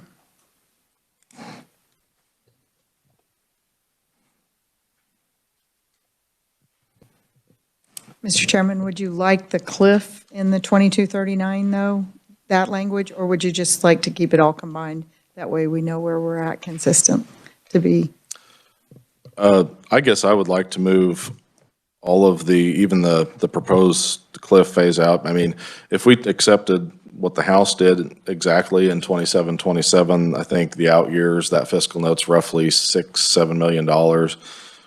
Not what I would consider a big ticket item, but I don't know that that's where we're going to stay on that. So I guess I'd feel more comfortable moving this provision into a separate bill. Okay, thank you, Mr. Chairman.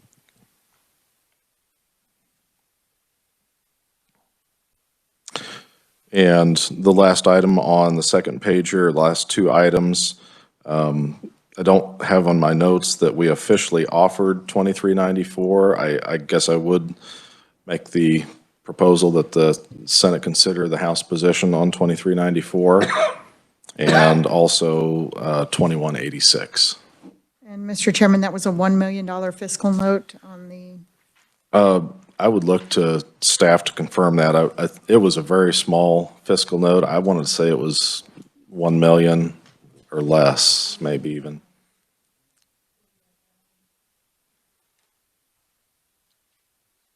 The research and development tax credit changes were a 954,000, if I remember correctly. I thought it was just a hair under. Okay. Yeah, 2186 was the $20 million one. The amended version of 2186 is at $20.9 million. Thank you, Mr. Chairman. We would accept the House Bill 2394, the research. We would wait on the other. Thank you.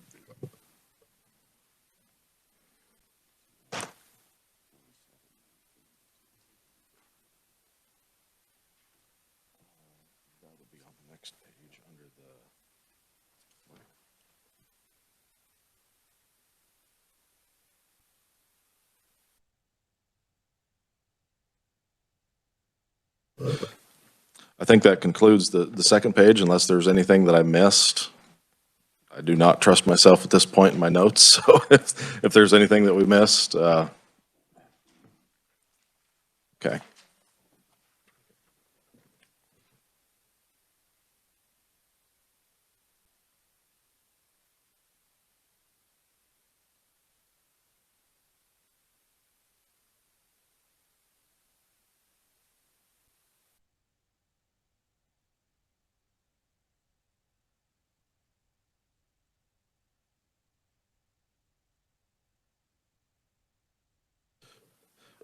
Eddie just reminded me, when we look at that section there containing the Senate Bill 282 contents, I just wanted to make sure we had clarification. I have marked that we have accepted positions on the aviation tax credits and the teacher classroom supplies, and also the rural opportunity zone extension, but not the expansion. We were going to hold on the daycare, and we're coming back to the Homestead Refund program, looking at that valuation factor that we grow that by. We did not address the housing provisions here. That's one that we're kind of holding off on because I'm not sure where we need to be at on that with other committees. Those came into the tax committee from different areas, so I'm still okay holding on those if that's where you're at. Yes, Mr. Chairman, and if I remember correctly, one had an $18 million fiscal note, and the other was approximately 20. I think that would, and we do need to make sure that they're not being handled in other provision and other conference committees. Is that something that Senate Tax heard? No, this came to us from Fed and State. It was an amendment on the Senate floor. Okay, it came through Fed and State. Okay. Do we want to go ahead and pull those provisions out of 2239? And put those, if we do address those? That's your offer. We would be willing to entertain it. We're think- trying to obviously protect the Senate position, but let us confer real quickly.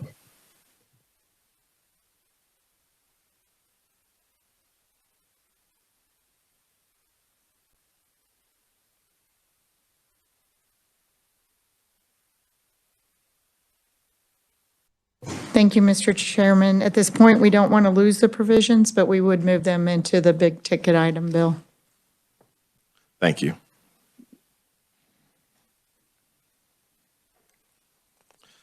Okay, now we will move on to the last page, looking at the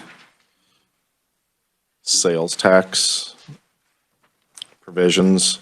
I have marked that we have agreement on the first 5 items.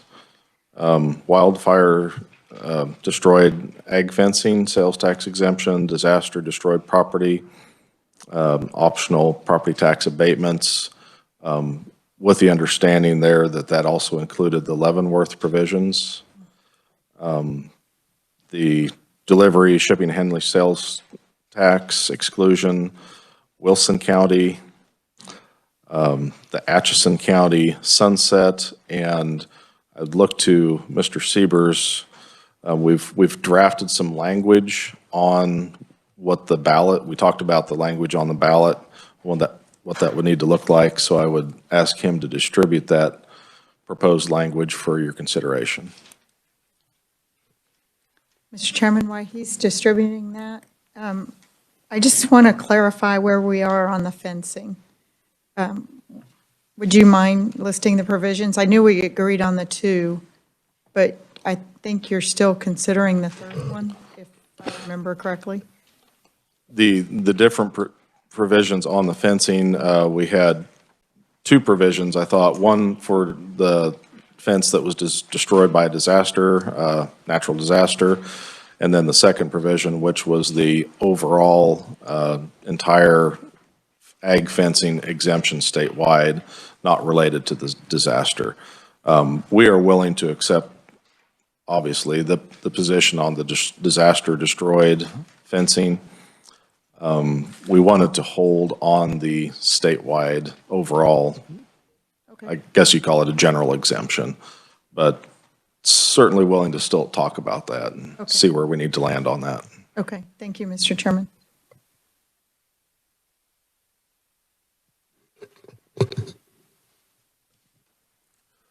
Looks like everyone's had a chance to grab a copy of the amendment. Mr. Siebers, would you care to explain? Sure. Not to step back on the fencing provision, there is one additional provision I think that needs to be at least addressed is the Senate version has a 2-year look-back period to apply for the refund. I don't believe that was ever in the House Senate bill or House Bill 318 as it was substituted. Just want to throw that out there. Moving on to hand out Senate Bill 87, which dealt with the Atchison County provision. As the amendment reads, the section 1 of the bill would remain on page, bottom of the page, the back page, page 11, be inserting in just a new one, and then page 12 is really substantive provisions, page 2. This will only apply to counties proposing to levy a countywide retailer sales tax. As part of the ballot proposition, they have to include whether or not the apportion formula would apply, whether or not an interlocal agreement would apply, and whether or not the county would then retain all or part of the revenue, or lastly, if the county would retain all of the revenue. And this would generally apply as if the legislator has delegated specific authority whereby they would already keep all the revenue. Right, and I think that part C is, as it reads right here, it just says the county will retain all the revenue. I know the original provisions of Senate Bill 87 allowed county commissioners, I think by resolution, to bypass the apportionment formula. I just want to make sure that the language would be clear that we don't want to allow that. We just want to make sure the taxpayers know what they're voting on. And if it is one of those specific provisions where it's a dedicated sales tax to go to a certain project or whatever the expenditures would be, they understand that. And that would be a situation where the county would keep all of the revenue. And that's in current statute.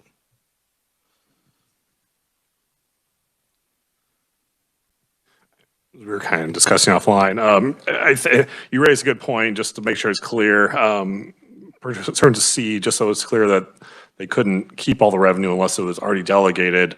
We could, after the language currently reads, the county will retain all the revenue.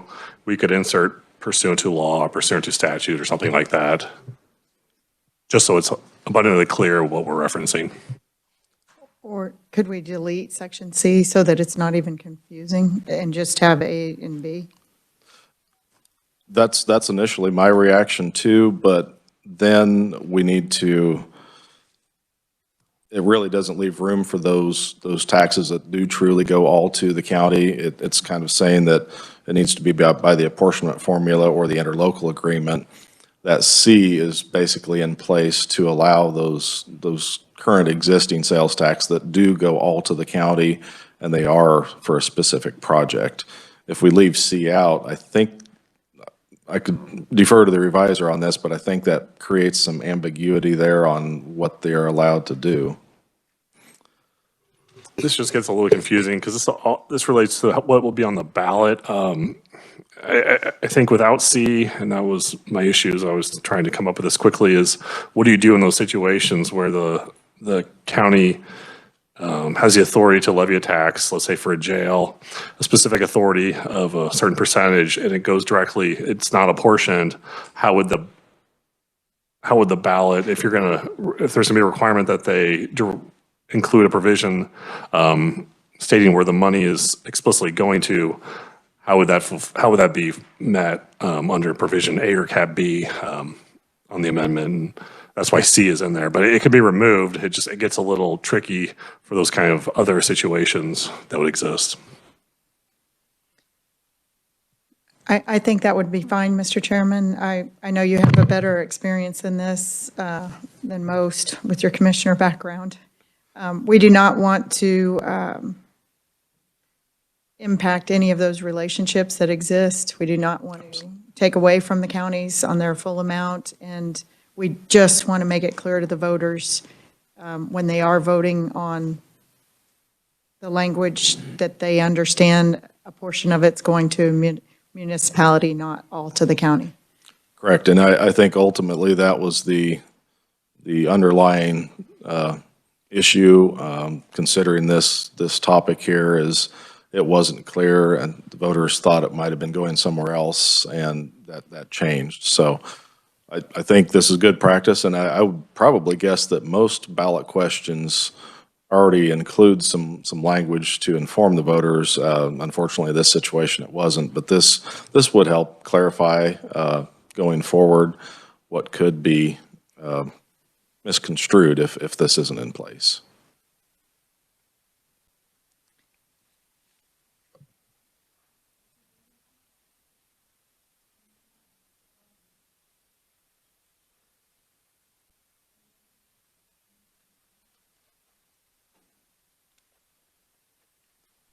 Thank you, Mr. Chairman.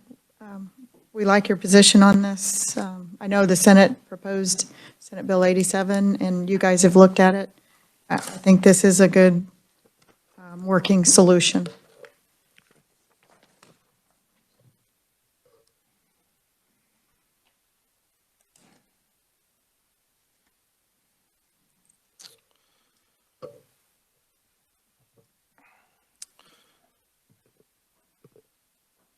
As we go down, and I'm trying to be aware of the time too, knowing that you need to be on the floor, I think, at 4 o'clock. So do we want to have a brief discussion before it gets too late? Do you know how much business you have on the floor? Do you want to come back at like 4:30? Well, Mr. Chairman, I think we're close. I would like to We are. finish up, if that's okay. Okay. Yeah, that way the revisers could get started writing this piece of legislation. Okay. Thank you. Okay.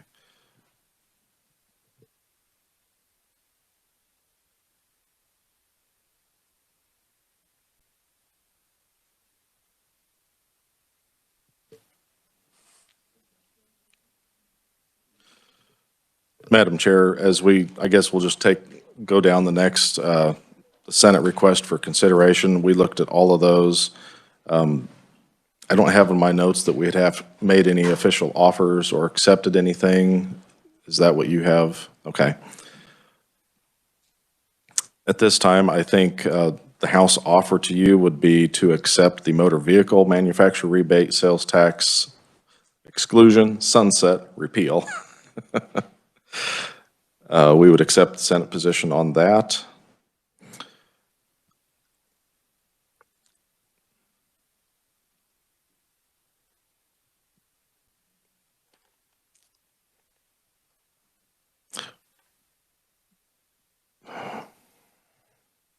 We would also like to accept the Senate position on the back-to-school sales tax holiday.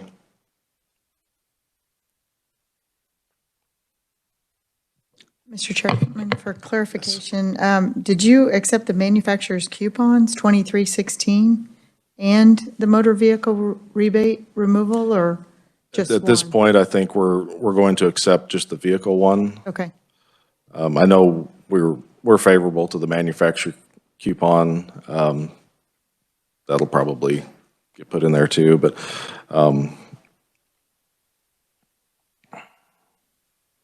we have some things on here, the sales tax remittance credit and the eliminating the estimated retailer payment.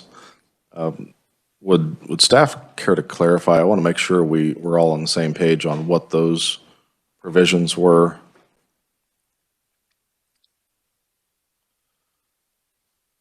And as they're pulling that up, just to be efficient with our time, I think I'll go ahead and jump down to the next section.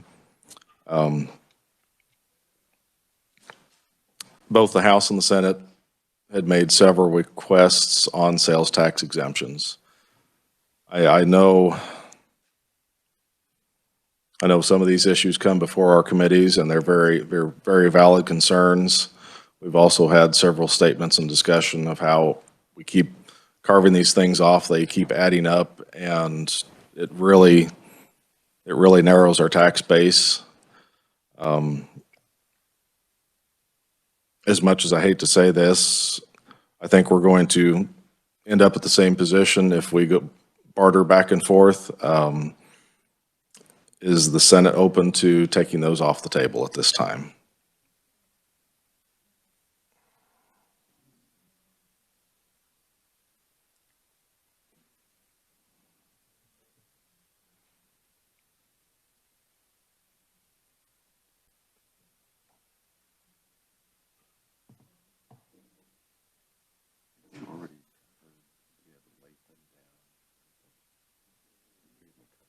No, we need to have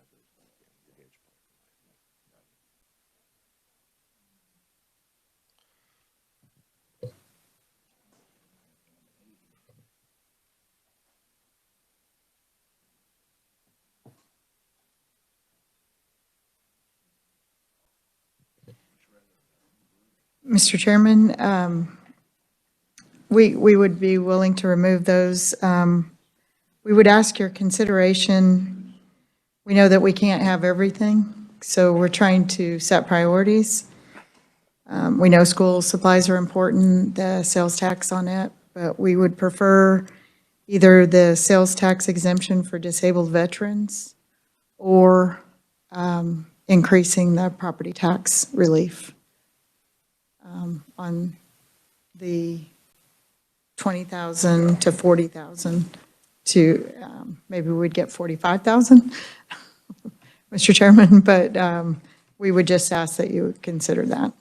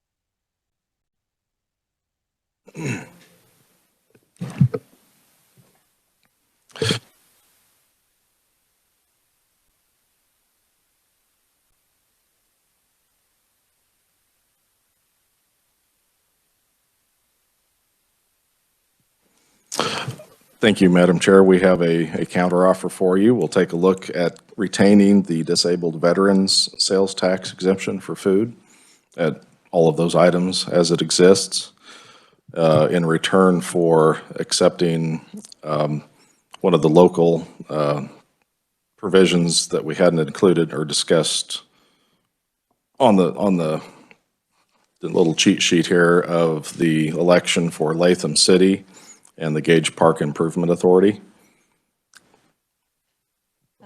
Thank you, Mr. Chairman. Let us visit about that really quickly. And we do ask for a language change on the veterans to make it streamlined compliant. We had other language that it was just sales tax and it wouldn't limit the products. It had a $10 million fiscal note on it. We had talked to revenue about that. Let us discuss your offer real quick. Okay. And did we have a fiscal note as that was updated? Or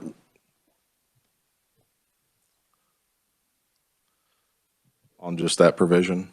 A fiscal note on the disabled Disabled veterans, veteran sales tax exemption? expanding it to all purchases. Is that with the cap? I don't have one, but that doesn't mean somebody doesn't.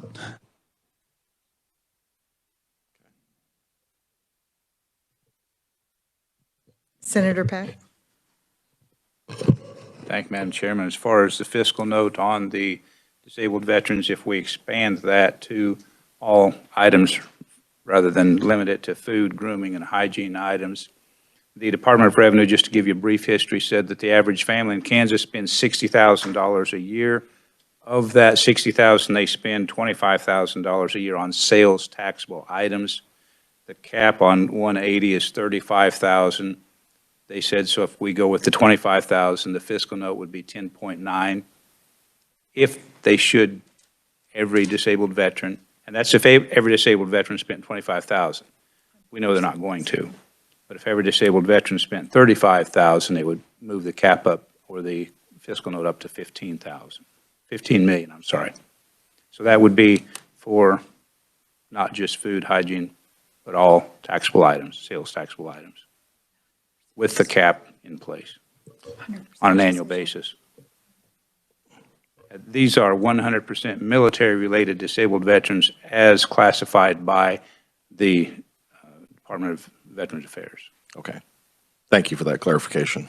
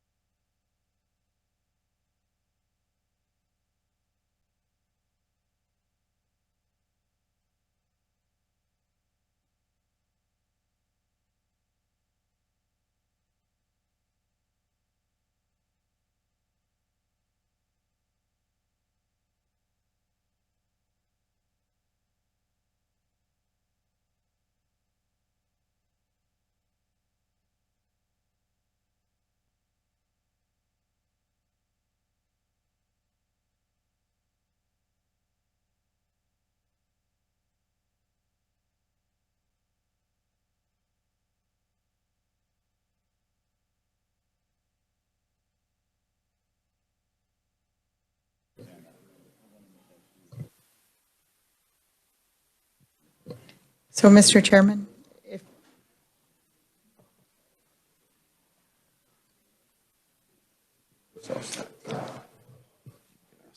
Yes, go ahead, Madam Chair. thank you, Mr. Chairman.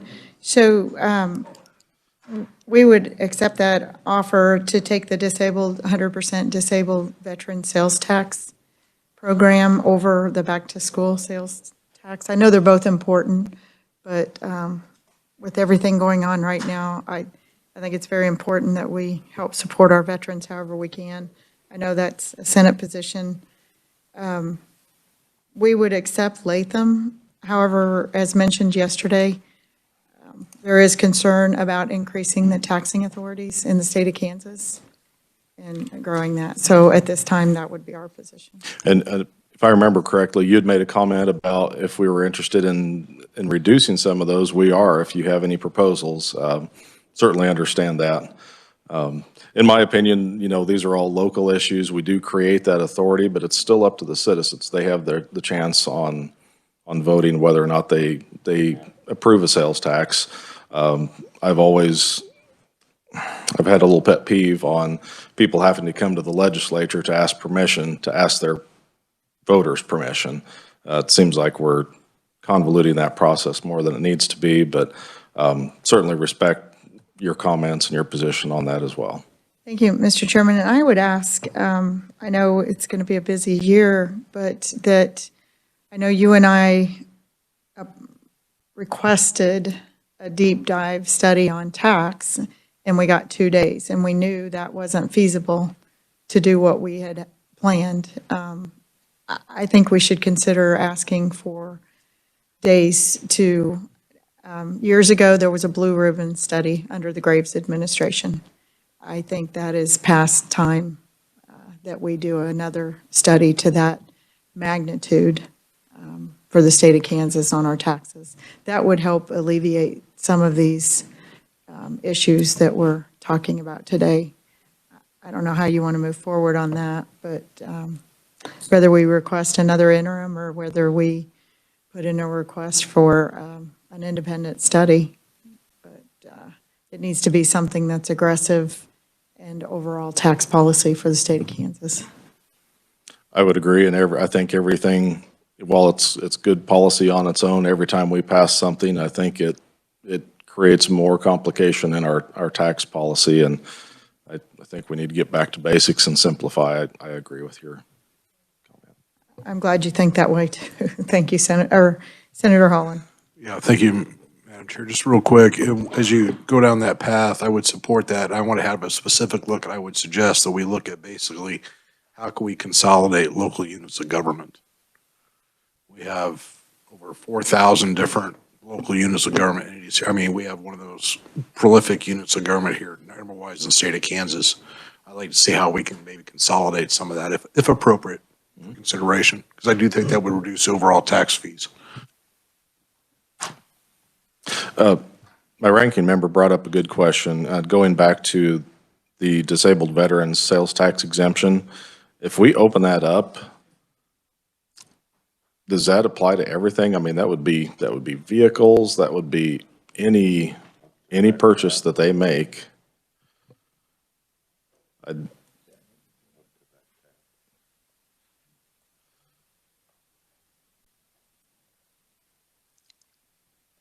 think we're going to have to delay that then. I'm until really the next interested in meeting. that. I just want some clarification on where we would land as a fiscal note on that. Just want to make sure we're aware of what we're doing. Yeah, I think there was a cap on it, it was any sales tax was available, but there was a limit as to how much they could purchase during the year with the exemption. It was 35,000. Would, I think Senator Peck, maybe 25,000, was that the cap? Senator Peck. Thank you, Madam Chairman. The cap was 35. 35. 25 that I mentioned was what the Oh, department the said. average. Right, the average sales taxable items by a Kansas family.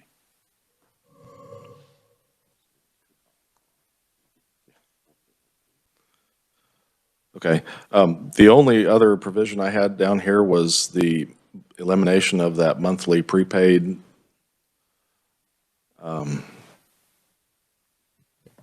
structure on the retailers.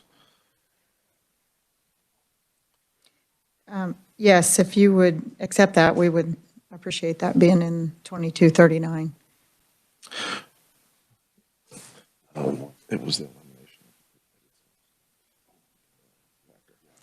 That's one we're really favorable to. I want to make sure, I didn't have a chance to, between our 3 o'clock and 4 o'clock, or 1 o'clock and 3 o'clock meetings, to really review that language. You know as well as I do, I'm favorable to that. I want to make sure our retailers have clear understanding on, it's not fair to remit sales tax that you haven't collected yet. So I just want to make sure that that statute is clear. So give me a chance to review that, and I will strongly consider the Senate position on that one. That'd be wonderful. I do know there's a little bit of a note, but it's a one-time note in order to, when they caught it in the beginning, we're paying it now in the end to take it back to monthly.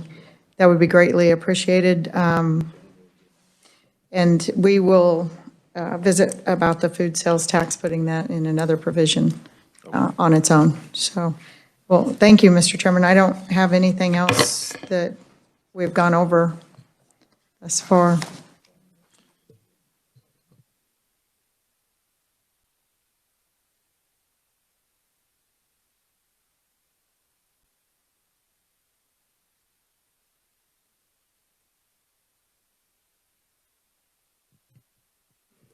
And would you mind if we recess then until, or I know the revisers have a lot of work now. There's only 2 items that would be questionable for the 2239 report. Is that, or did you have something else? No, I think we're really close on that. It'd just be a matter of how much time they need to kind of digest some of these things and come to a conclusion. And maybe have some questions on dates? Right. We go back, I apologize, you guys are on the floor now. We go back in at 5. Do you want to plan on a 5:30? Yep. Just to see if we can come to an agreement on these final provisions. I think 5:30 would be great. Okay. Yep. I think we can firm up 2239 then and move on the other provisions. Okay. Let's plan on that, 5:30 back in this room. Yeah. Okay. Thank you, Mr. Chairman. Thank you. Thank you.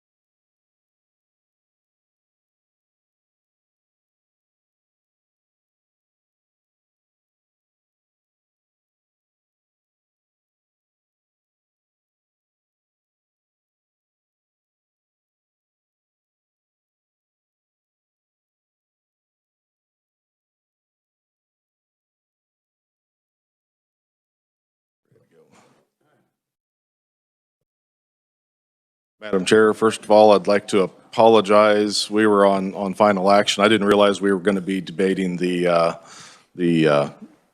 State Board of Education redistricting map, so it did take a little bit longer. I apologize to everyone and to the senators, staff certainly.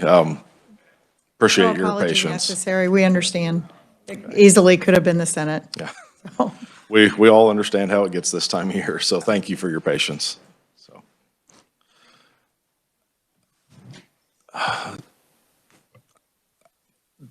where do we want to start on this? We're really close on a lot of these items. Do you want to kind of take a look at some of the portions that we're still a little ways apart on, or? yeah, if you wouldn't mind, Mr. Chairman, Eddie put together a really nice sheet. If we could just start with the yellow highlights.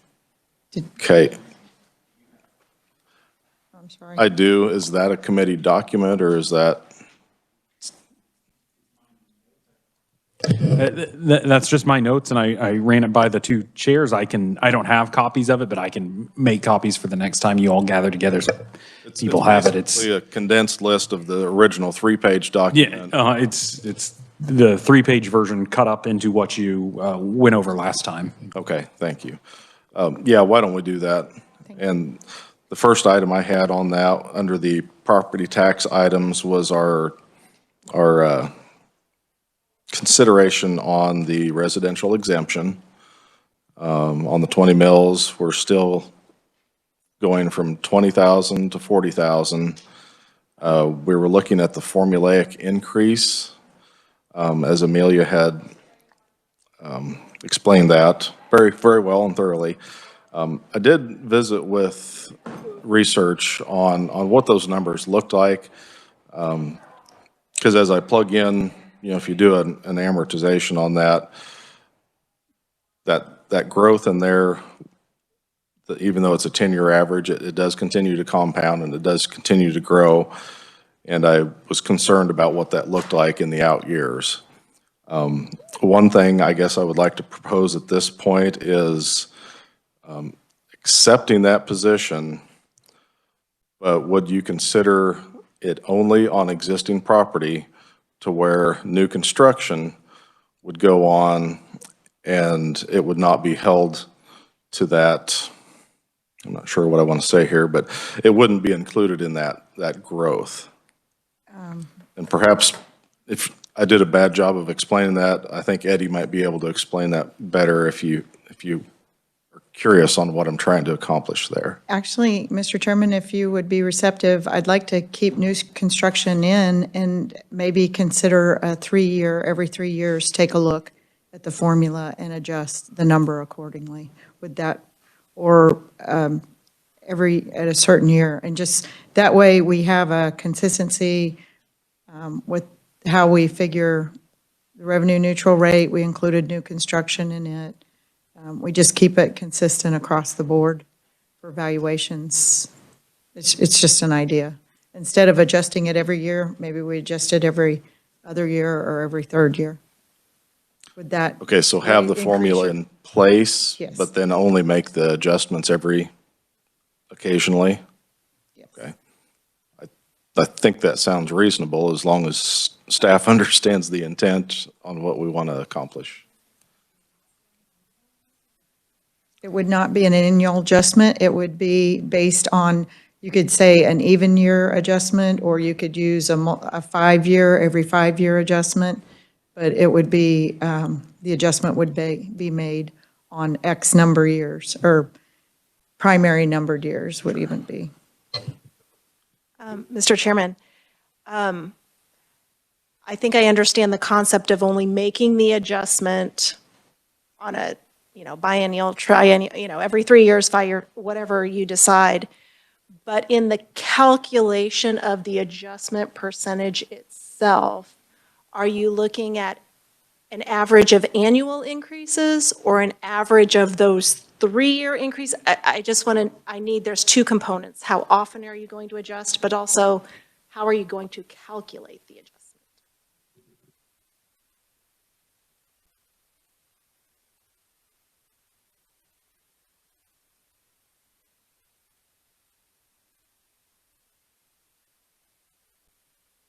Mr. Chairman, the Vice Chairman, Senator Peck reminded me, the way that we came up with this formula was actually the original equation used this to establish the 1997 number. So it's just, this number has not been adjusted since 1997, and that's how we landed on the 65,000, was that we applied that formula to it. Yes. Thank you. Yeah, the more I think about delaying that, I think that would cause more complications, and I'm not sure the taxpayers would really see a lot of benefit. If you understand what I mean, as that jumps up, they might hold steady a little bit for that odd year, but then the second year they'd basically kind of make it up. So,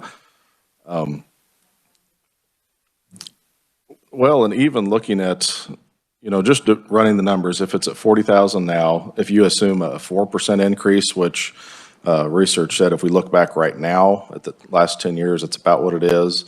Kind of like ag land, though, if you have a low year drop off and a high year come on, even if with a 10-year average, it does kind of sway those numbers. At a 4%, in 10 years, it goes, that 40,000 turns into 57,000 roughly. And by 20 years, it'd be roughly 84,000 is what that grows to. Over time, granted that it's going to fluctuate up and down from that 4%, might be more, might be less some years, but I guess now that I look at that, I think it might be easiest just to leave that alone with the current formulaic piece in there. Okay, so you would accept the formula and an adjustment every year or every X number of years? I think just to make it simple, we need to go ahead and adjust it every year. Okay. I don't want to complicate the process any more than we already do down here sometimes. So, give me just a moment to visit with my conferees, and Yeah. I'll Thank give you, you a Mr. decision on Chairman. that.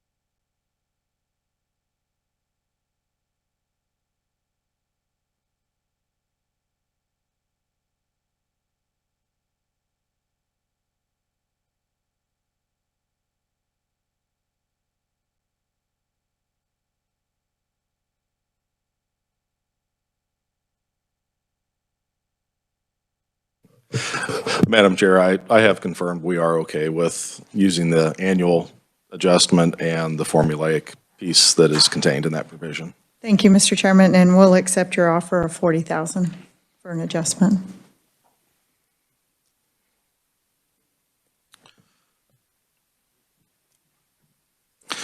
The next provision I had on here was the exact offer, if we needed some clarification on that, the homestead refund. I wasn't quite sure what we had left to resolve on that. Wanted to make sure we were all clear on what that program was going to look like. Which one would that be? That second, on the income tax items, the homestead refund program. I had Eddie's notes down here that says the Senate would follow up with your specific offer. Yes, and we did take a look at that. We've looked at several several scenarios. We would ask that you do consider what we passed in Senate Bill 282. I know the golden years, the House is not real receptive to that. So we would ask the provisions in Senate Bill 282, but deleting one sentence in there. And I will let Amelia address that.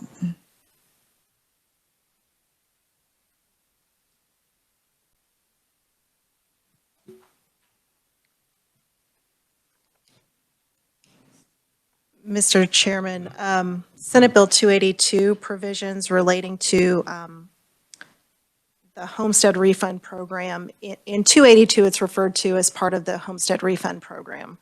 It doesn't have the name that was given to it in the other bill. And it would be incorporated within the Homestead Property Tax Refund Act.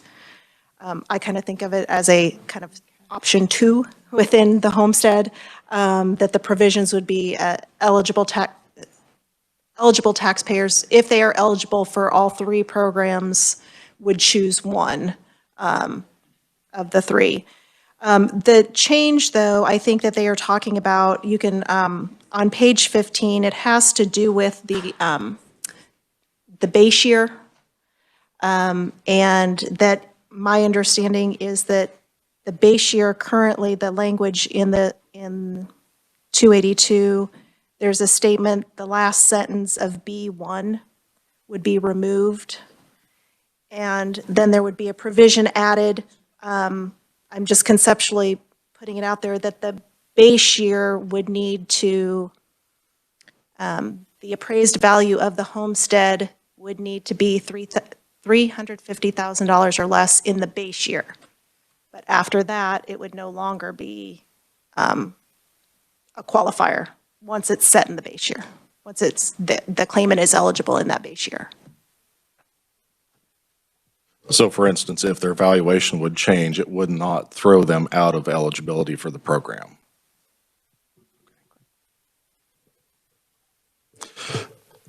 I know we had some questions on the fiscal note on this. I just wanted to review. We have some limits in this of $350,000 of appraised value. I wanted to clarify that that doesn't have a multiplier. Is that a fixed number, or does that grow with inflation, or is there any kind of increase multiplier in there?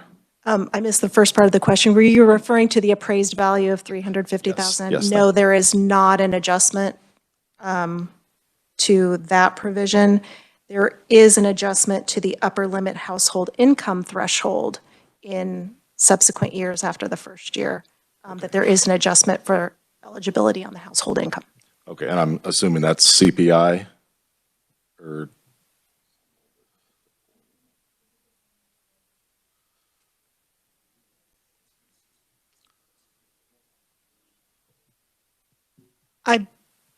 I believe it's consistent with what's already in Homestead, in the current in the Homestead existing program. The language is, I believe, the same.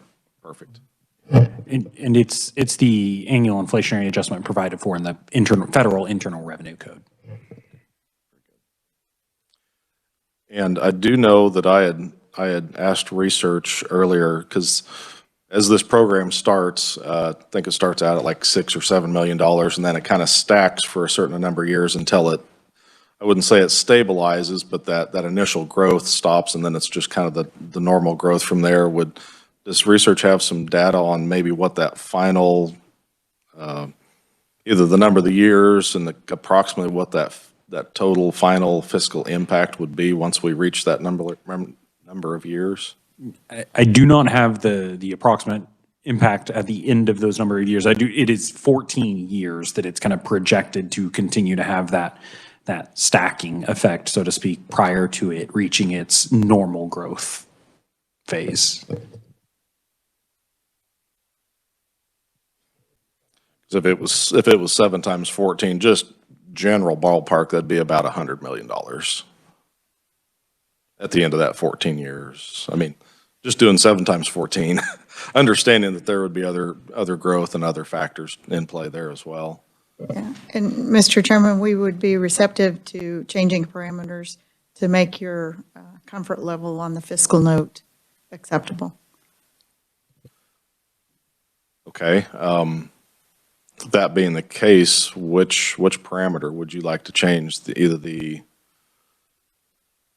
Mr. appraised Chairman, we value? would like to not change any parameters.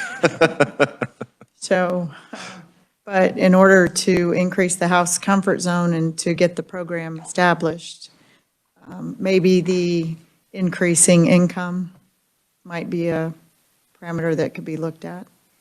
Because I think the 350,000 also matches what's currently in place right now. So I kind of like that consistency. I don't really want to change that, but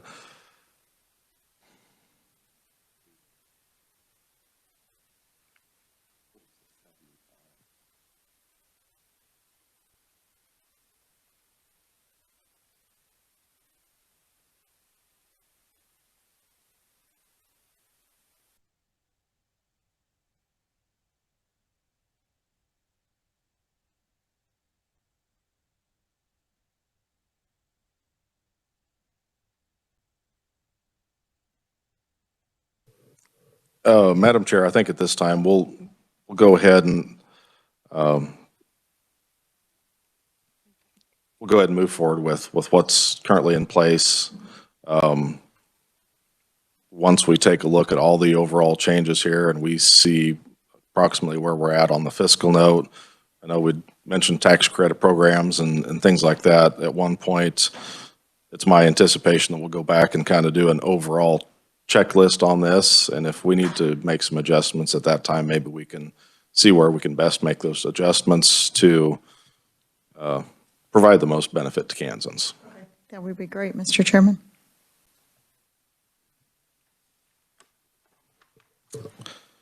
The next item that I have on the list would be there was some clarity that was needed on the wildfire destroyed fencing.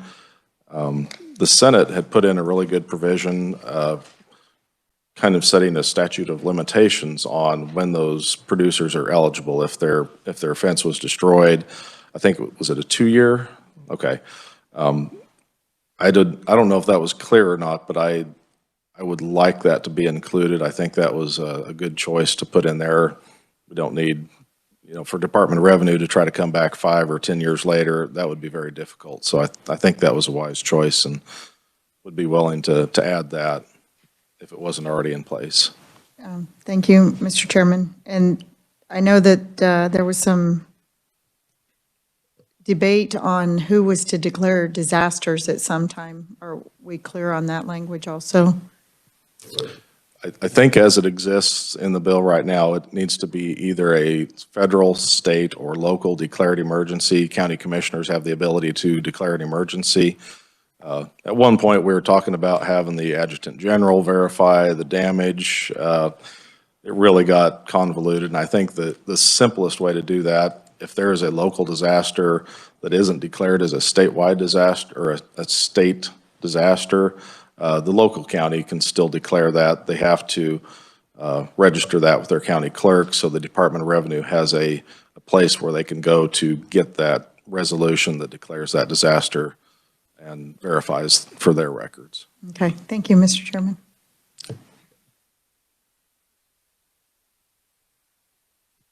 Are there any other pieces that we've missed, either on your notes or anything that you've thought of as we're going through? Thank you, Mr. Chairman. We haven't missed anything. I would like to, I don't know that we're going to have a fiscal note in time for the NOL and the WOTC and the employment, those items that came back with the $100 million fiscal note. We don't have any updates to that, do we? Mr. Chairman, I know it would, I just have concern on that coming in at the last minute. I don't want to lose those items. I don't know if you would consider those in this legislation or not.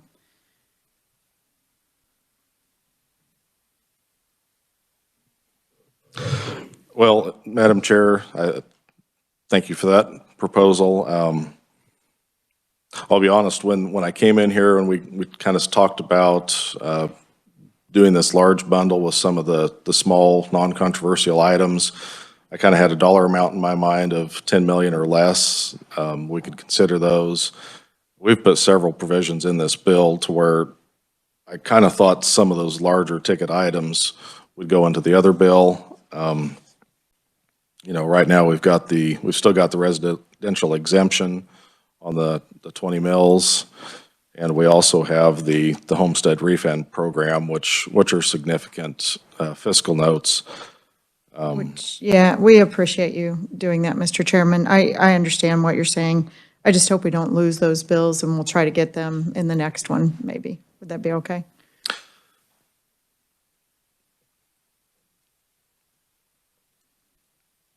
It's my full intention that we don't just load up a second bill with everything in the world on it. I mean, I fully intend on getting both bills passed.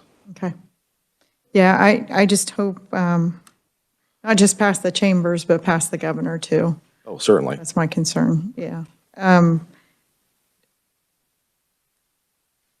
Okay, yeah, I don't see anything else for this one at this time then, since we are considering another.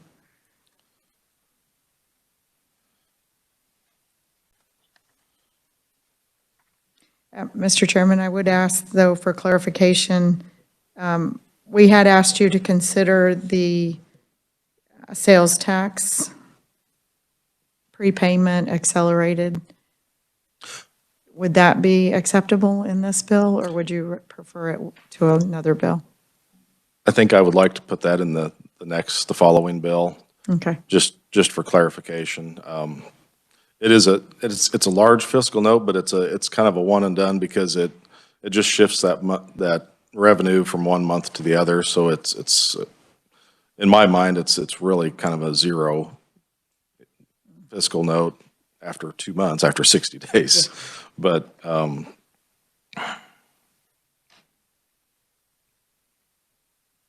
I think I would like at this time to keep that in, or put it in the larger bill. okay.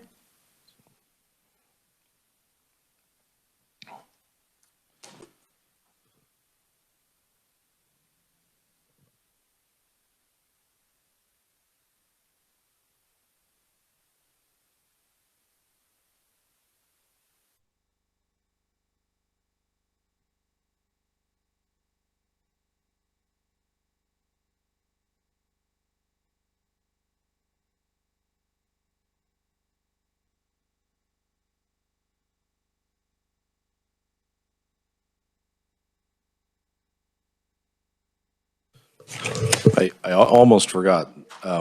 We had on, let's see where we're at.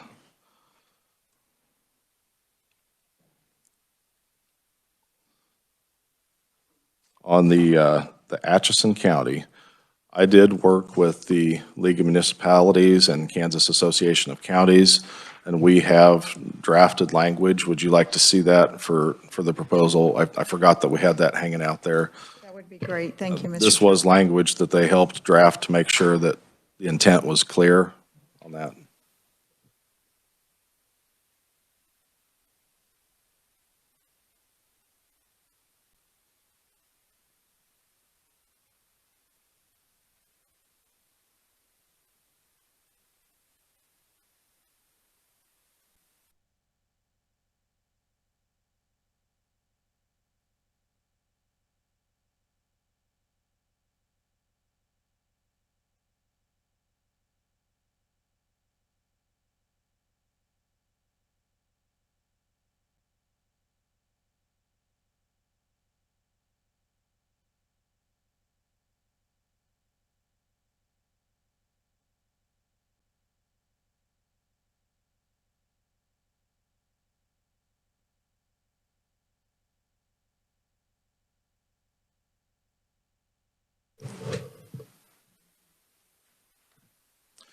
It looks like everyone has a copy that might need one. Mr. Siebers, would you like to review the changes, please? Sure. Thank you, Mr. Chairman. Changes aren't too much different than the original bill or the original balloon. This one has number 2 in the box on the front. Going to the box on the page 12, essentially changing really the third print cap C the language from the prior version. So now that it will read, shall be included as part of ballot proposition if pursuant to statute, the county retains the revenue in its entirety. I think it makes clear that the county doesn't decide to retain the revenue. It's determined pursuant to current statutory requirements.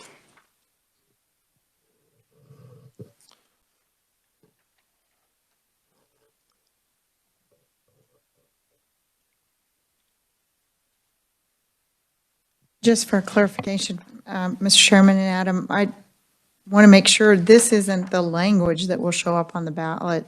It just says that they have to clarify as to how the money will be distributed on the ballot. That would be my understanding, is that this is not the exact language. They would just have to state, in probably more artful language, that something to this effect. Okay, thank you. I just wanted to make sure. My constituents are very informed. I don't think they would appreciate KSA 12-192 on the ballot.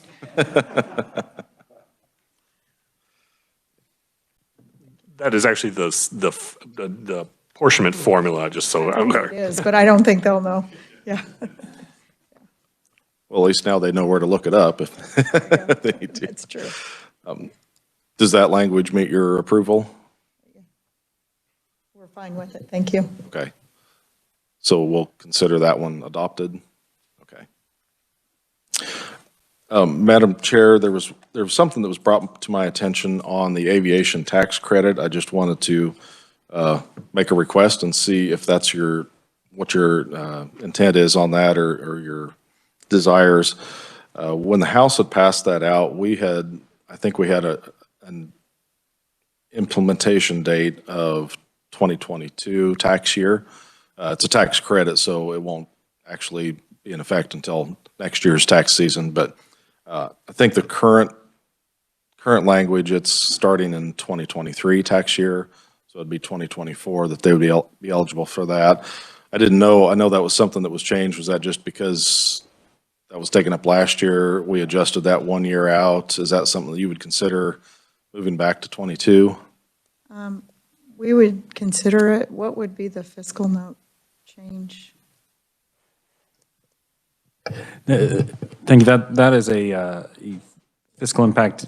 It would just move it up 1 year, so that right now it is a zero fiscal impact in FY 2023, and I believe the aviation credit was a $7.9 million fiscal note, so it would be 7.9 million in 23. If I may, do you know if this was one of the provisions that was in the budget? They did allow for some tax items in the budget, and I didn't know if this was one of them.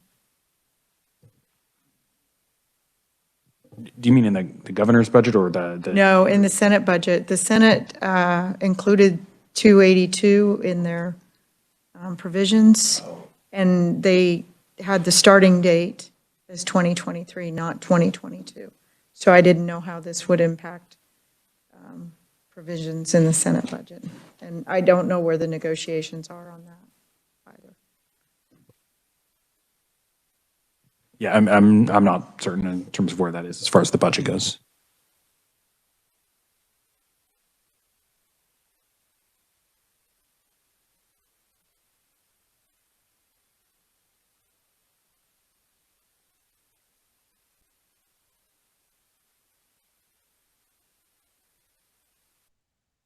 Thank you, Mr. Chairman. I think we'd like to keep it 2023 right now. Yeah, is there a reason to move it up other than? Just trying to get that benefit to the taxpayers quicker, but. No, we Certainly understand. respect And, the Senate Tax Committee, as the House passed it, we have passed it out several times. I don't know why it took so long to get above the line. But at this point, I don't know about moving the date out. Yeah, if the revisers, if we agree on 23 right now, if we did decide to go to 22, would that be a big change with you working on the legislation? Okay. So we'll consider it, but right now we're at 23. Thank you. Madam Chair, if you would indulge me for a moment, I want to visit with my other committee members and see if there's anything else that we've left out, just to verify. Yes, and Mr. Chairman, this is a massive tax bill. We all know it. So I would like to go through each item again individually to make sure that the revisers and research don't have any questions, and so that we're clear. Hopefully, I know it's going to be a major task writing this legislation, so we want to make sure that we have everything, all our ducks in a row. Thank you, Mr. Chairman. So I would agree.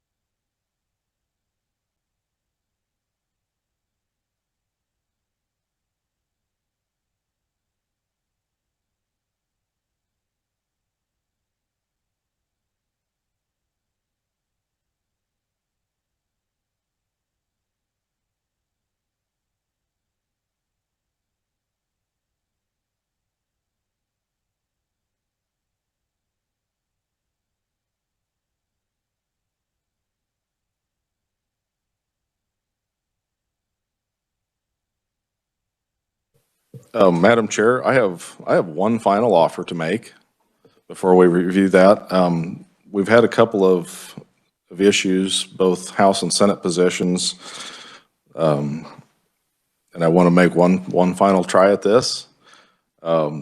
We had the Gage Park Improvement Authority on a House request, and there was a Senate position on the overall exemption on fencing materials in Senate Bill 318. And we wanted to make that offer. If you were willing to accept the Gage Park Authority, we would accept the statewide exemption on fencing materials.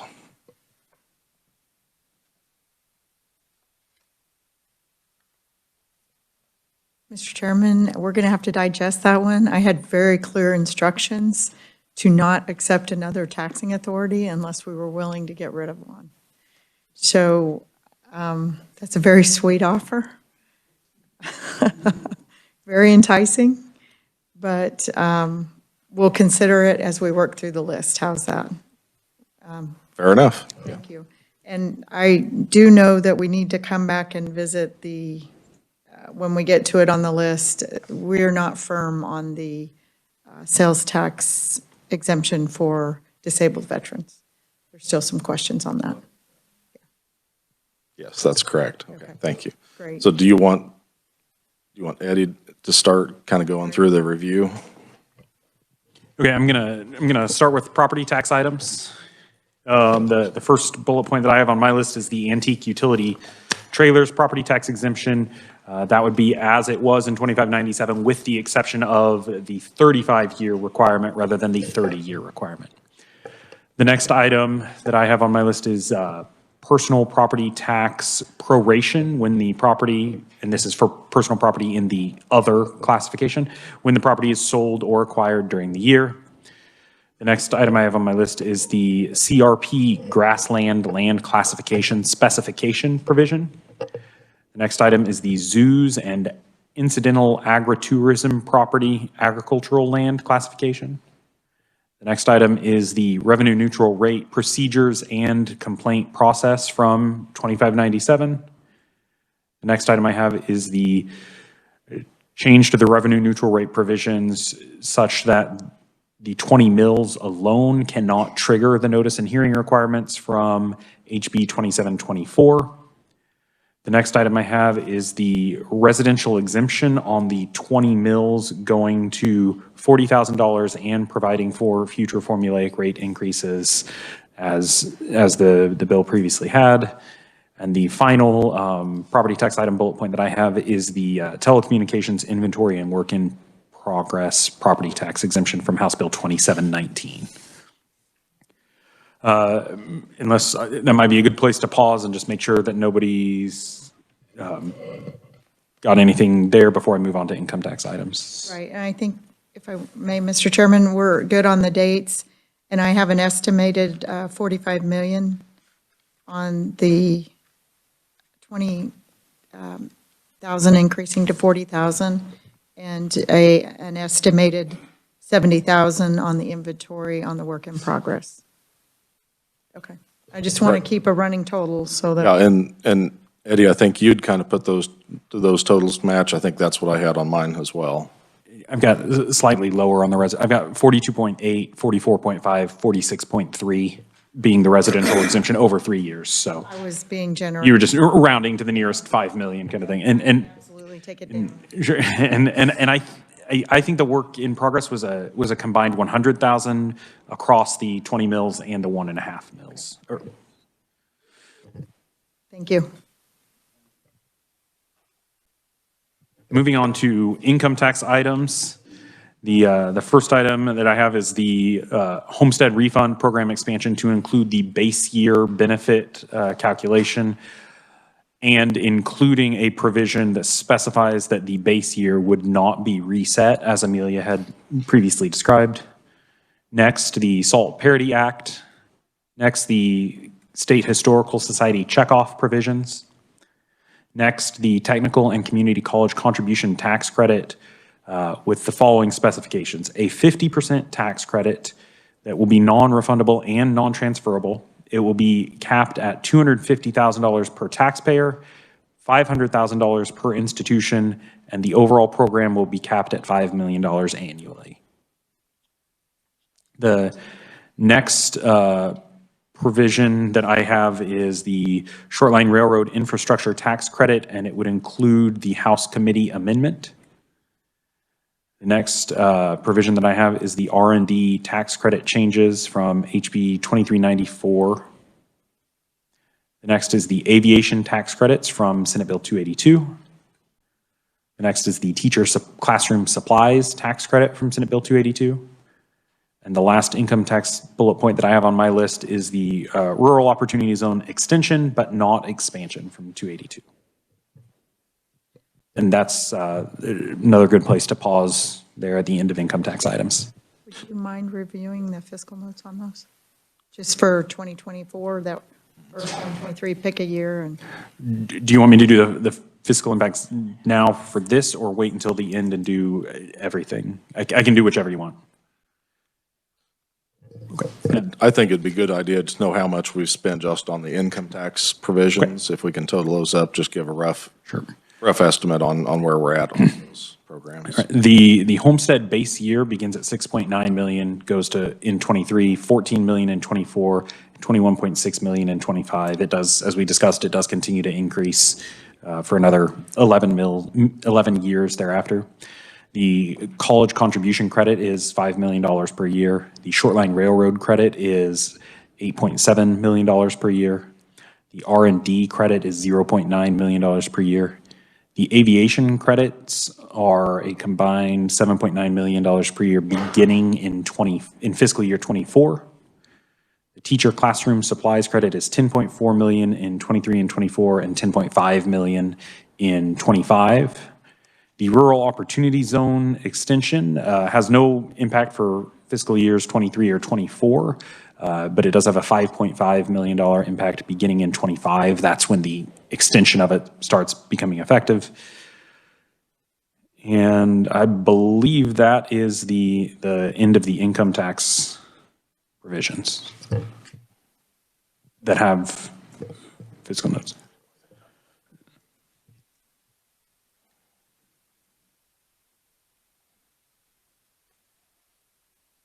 Did you want a total for kind of a subtotal for income tax there? Yeah, I was kind of working through that, and you might double check my math. So. Sure. Just a second. I'll highlight all the correct cells here in my spreadsheet.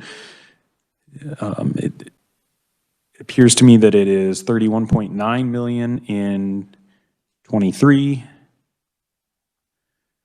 46.9 million in '24, and 60.1 million in '25.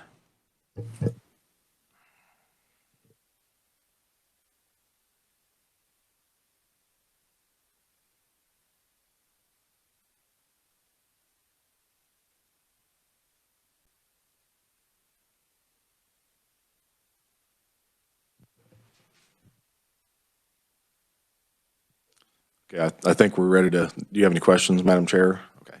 I think we'll move on to the last section, please.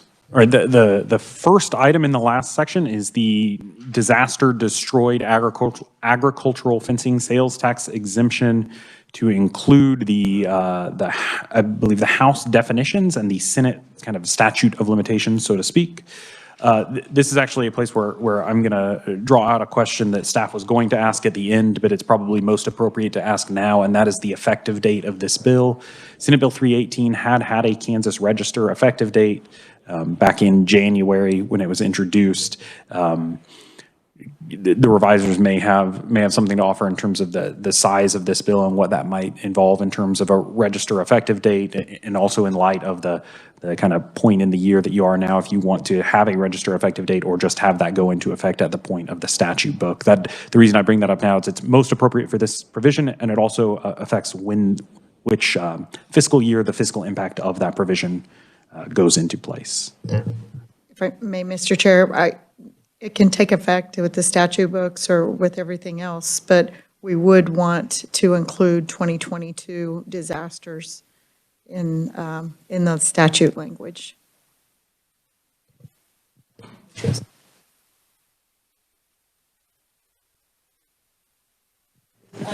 It was a 2021 fire. I apologize for that, yes. The substantive provisions regarding when the disasters took place wouldn't be affected by the effective date of the bill. It's just when the taxpayers can begin filing for those refunds, whether it's upon publication in the register or if it's July 1st. And Mr. Chairman, I think we should be good since we have a 2-year span. They would lose a few months in this disaster, but otherwise they would be able to go forward. Right, had we been considering this back in January, we easily could have pushed for that. This is a big bill. We shouldn't have to worry about putting this in the Kansas Register until it's time, so. Okay, very good. The next item on my list, even though it's under the sales tax bullet points, is actually a property tax item. It's just been always discussed down here with the sales tax items, and that is the disaster destroyed property optional property tax abatement provisions from Senate Bill 318. The next item is the shipping and handling charges when they're sales tax exclusion from Senate Bill 327. The next is the Wilson County Sales Tax Authority. The next is the Atchison County Sales Tax Sunset. The next is the sales tax apportionment information ballot language requirement from the balloon that Adam most recently provided. The next is the motor vehicle manufacturer's rebate sales tax exclusion sunset repeal. The next is the disabled veterans exemption that I believe you were going to circle back around with a couple of remaining items on that. And then the final bullet point that I have down is the City of Latham sales tax election ratification from House Bill 2682. And do we have a final grand total, or we can total up this section on fiscal and then, actually, I think most of this stuff is going to be relatively neutral, but total up this section and then get the grand total. So for the disaster destroyed fencing, the Department of Revenue believes that we're looking at $1.4 million for the associated with the December fires. Obviously, prospectively, it's unknown because we don't know what the state of natural disasters in the state will be. The shipping and handling is a $4.8 million. And I'm referring, in all of these instances, I'm referring to the all funds number. $4.8 million, that's split out across, of course, the general fund and the highway fund, and that's per year. The motor vehicle sunset repeal has no fiscal impact in 23 or 24. It does have an estimated fiscal impact of $4.7 million in fiscal year 25.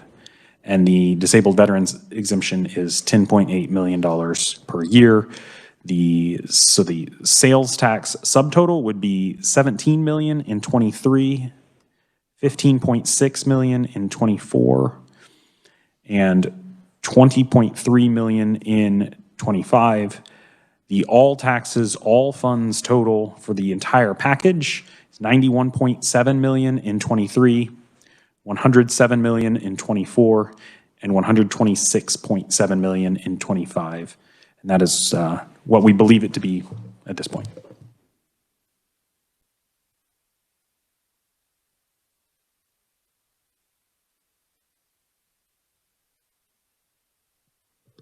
you have any questions on the summary?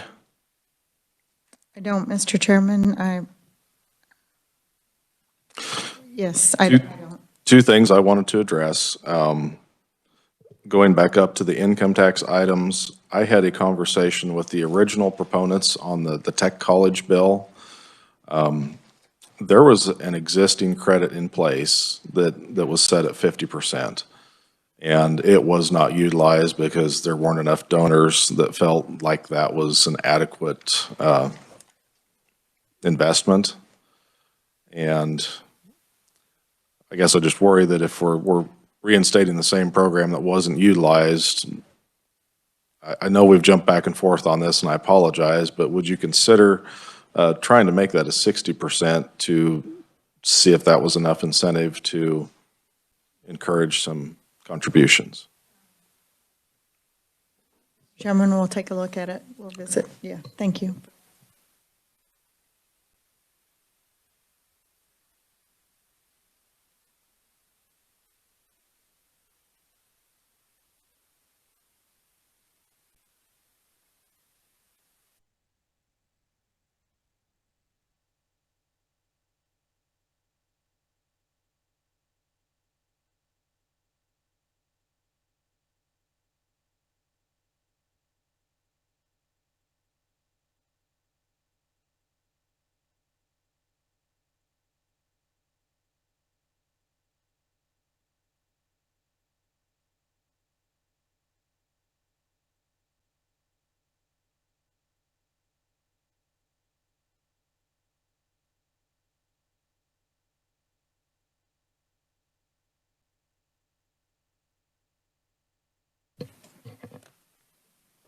Mr. Chairman, we just enjoy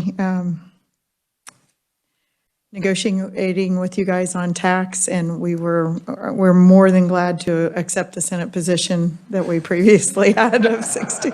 So thank you, Mr. Chairman. I thought you might, but I'm not a very good deal maker, am I? The second thing we needed to have further discussion on was the disabled veterans exemption. I had a lot of questions. I really like that idea, and I think maybe I jumped the gun because just understanding how that program would work, they explained that these folks would get a card. I did ask research, and they were able to provide the number that there's approximately 6,600 individuals in Kansas that would qualify under the 100% disability. Where we've opened that up now to where you can buy anything. It could be home appliances, it could be vehicles. I just wonder how this would work, and when you hit those caps, I also had the question of whose responsibility is it to make sure that cap isn't exceeded, at what point. It just seems like there was a lot of working pieces to this. I really, really liked the idea, but then the more I thought about it, I just had some questions, so I'd appreciate your thoughts. Or No, I appreciate that, Mr. Chairman. I think there are more questions than answers at this point. I think it's a great program. Senator Peck brought it to us. I think that it might not be ready at this time. So let us visit a little bit. We don't want to, we do have in the homestead 50% disabled, so more veterans would qualify for at least property tax relief, and maybe we can look at moving that note somewhere else. So if you'd let us visit real quick. certainly, thank you for that. Mr. Chairman.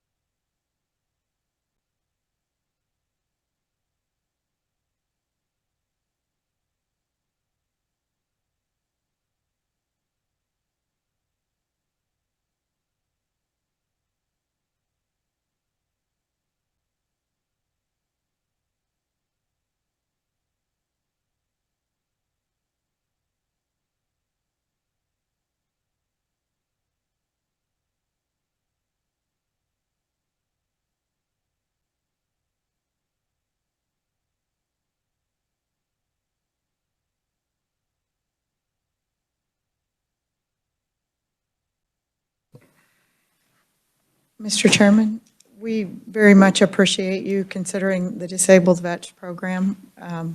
We understand your concerns. I know it's been mentioned by other members of the Senate and the House. But we would ask that you would consider a counteroffer. And instead of the Disabled Veterans Program at this time, increasing the personal, what was, About the personal exemption amount of an individual income taxpayer? and he has a fiscal note, an estimated one for 100% disabled veterans. An estimate. It's not.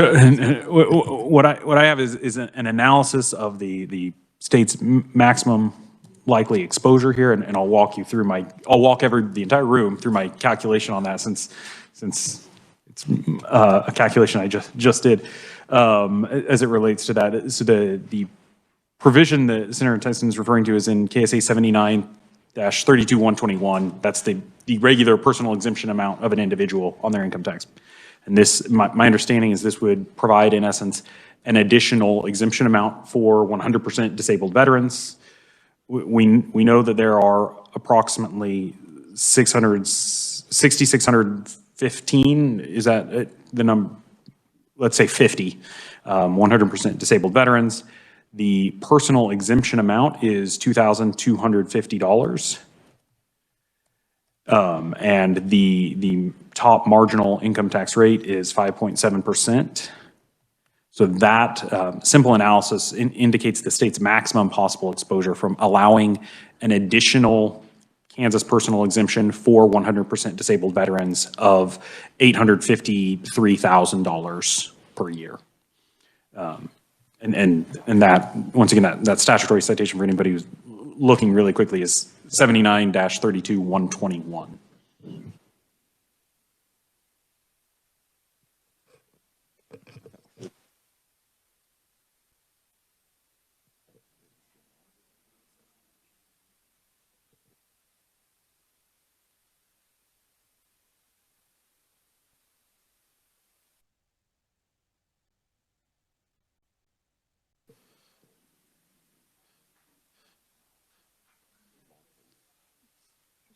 Eddie, could you repeat that annual, was it 800 and?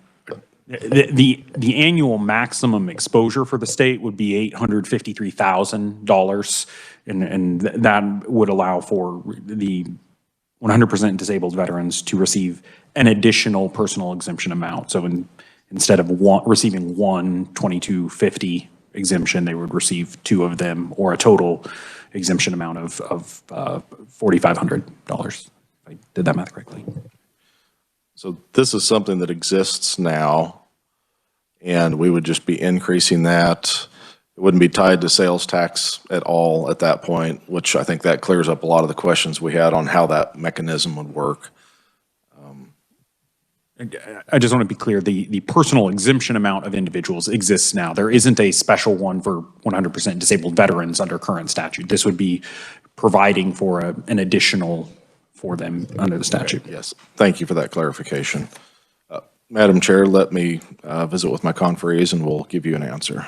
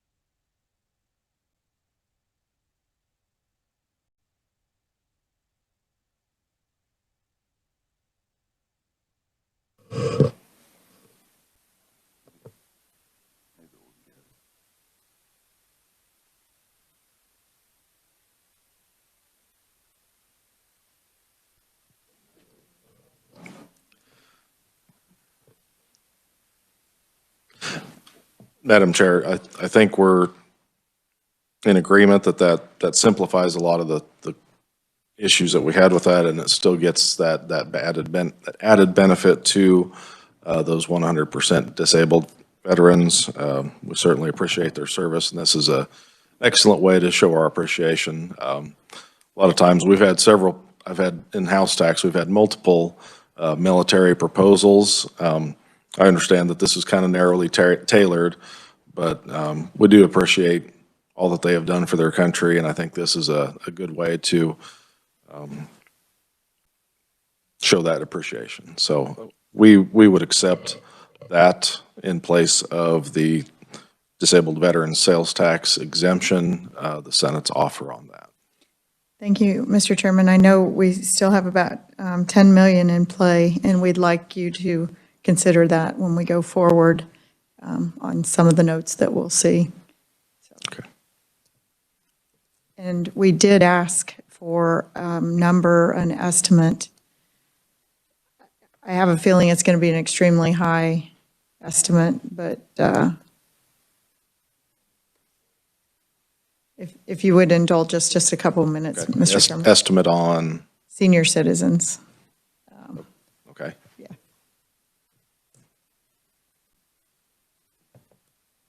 I think, Mr. Chairman,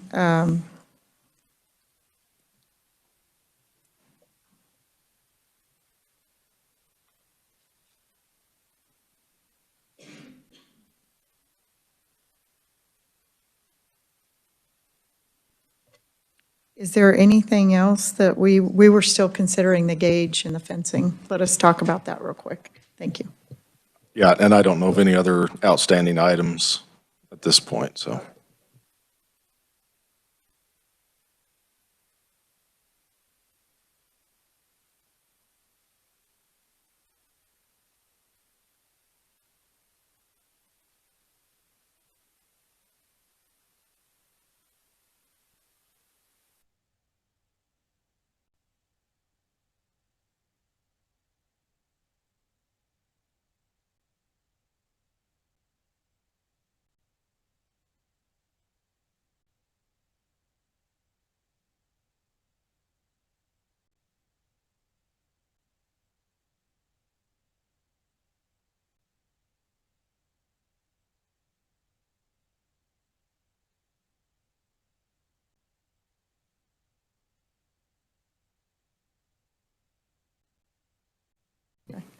Thank you, Mr. Chairman.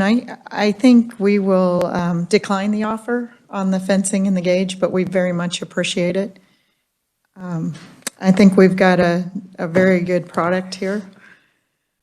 I would like to make it better with some items, but I understand you would like to wait on those, and we'll be glad to have continue that discussion.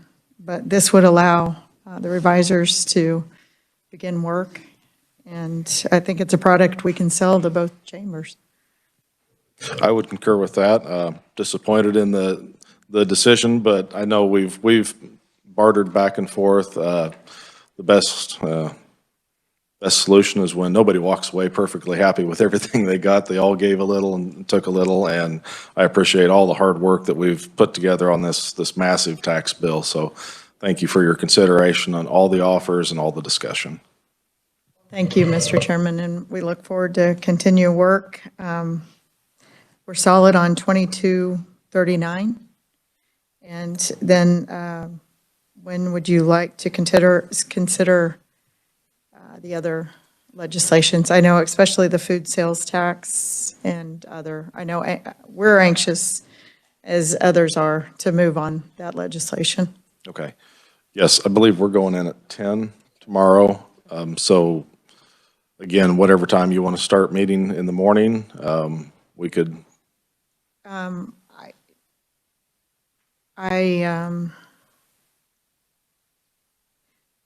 Mr. Chairman, I think I would like the revisers to make as much progress as they can on this legislation. Certainly. So, and we are waiting on some fiscal notes. So 11:30 or 1, would that?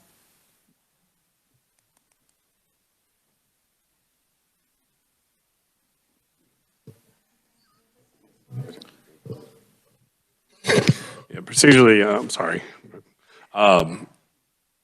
It's can probably be seen, this is going to take a little while to put together. I can contact the chairs tomorrow with a little better estimate. We're not asking for when you're finished. We're asking if you would be able to take a break and meet.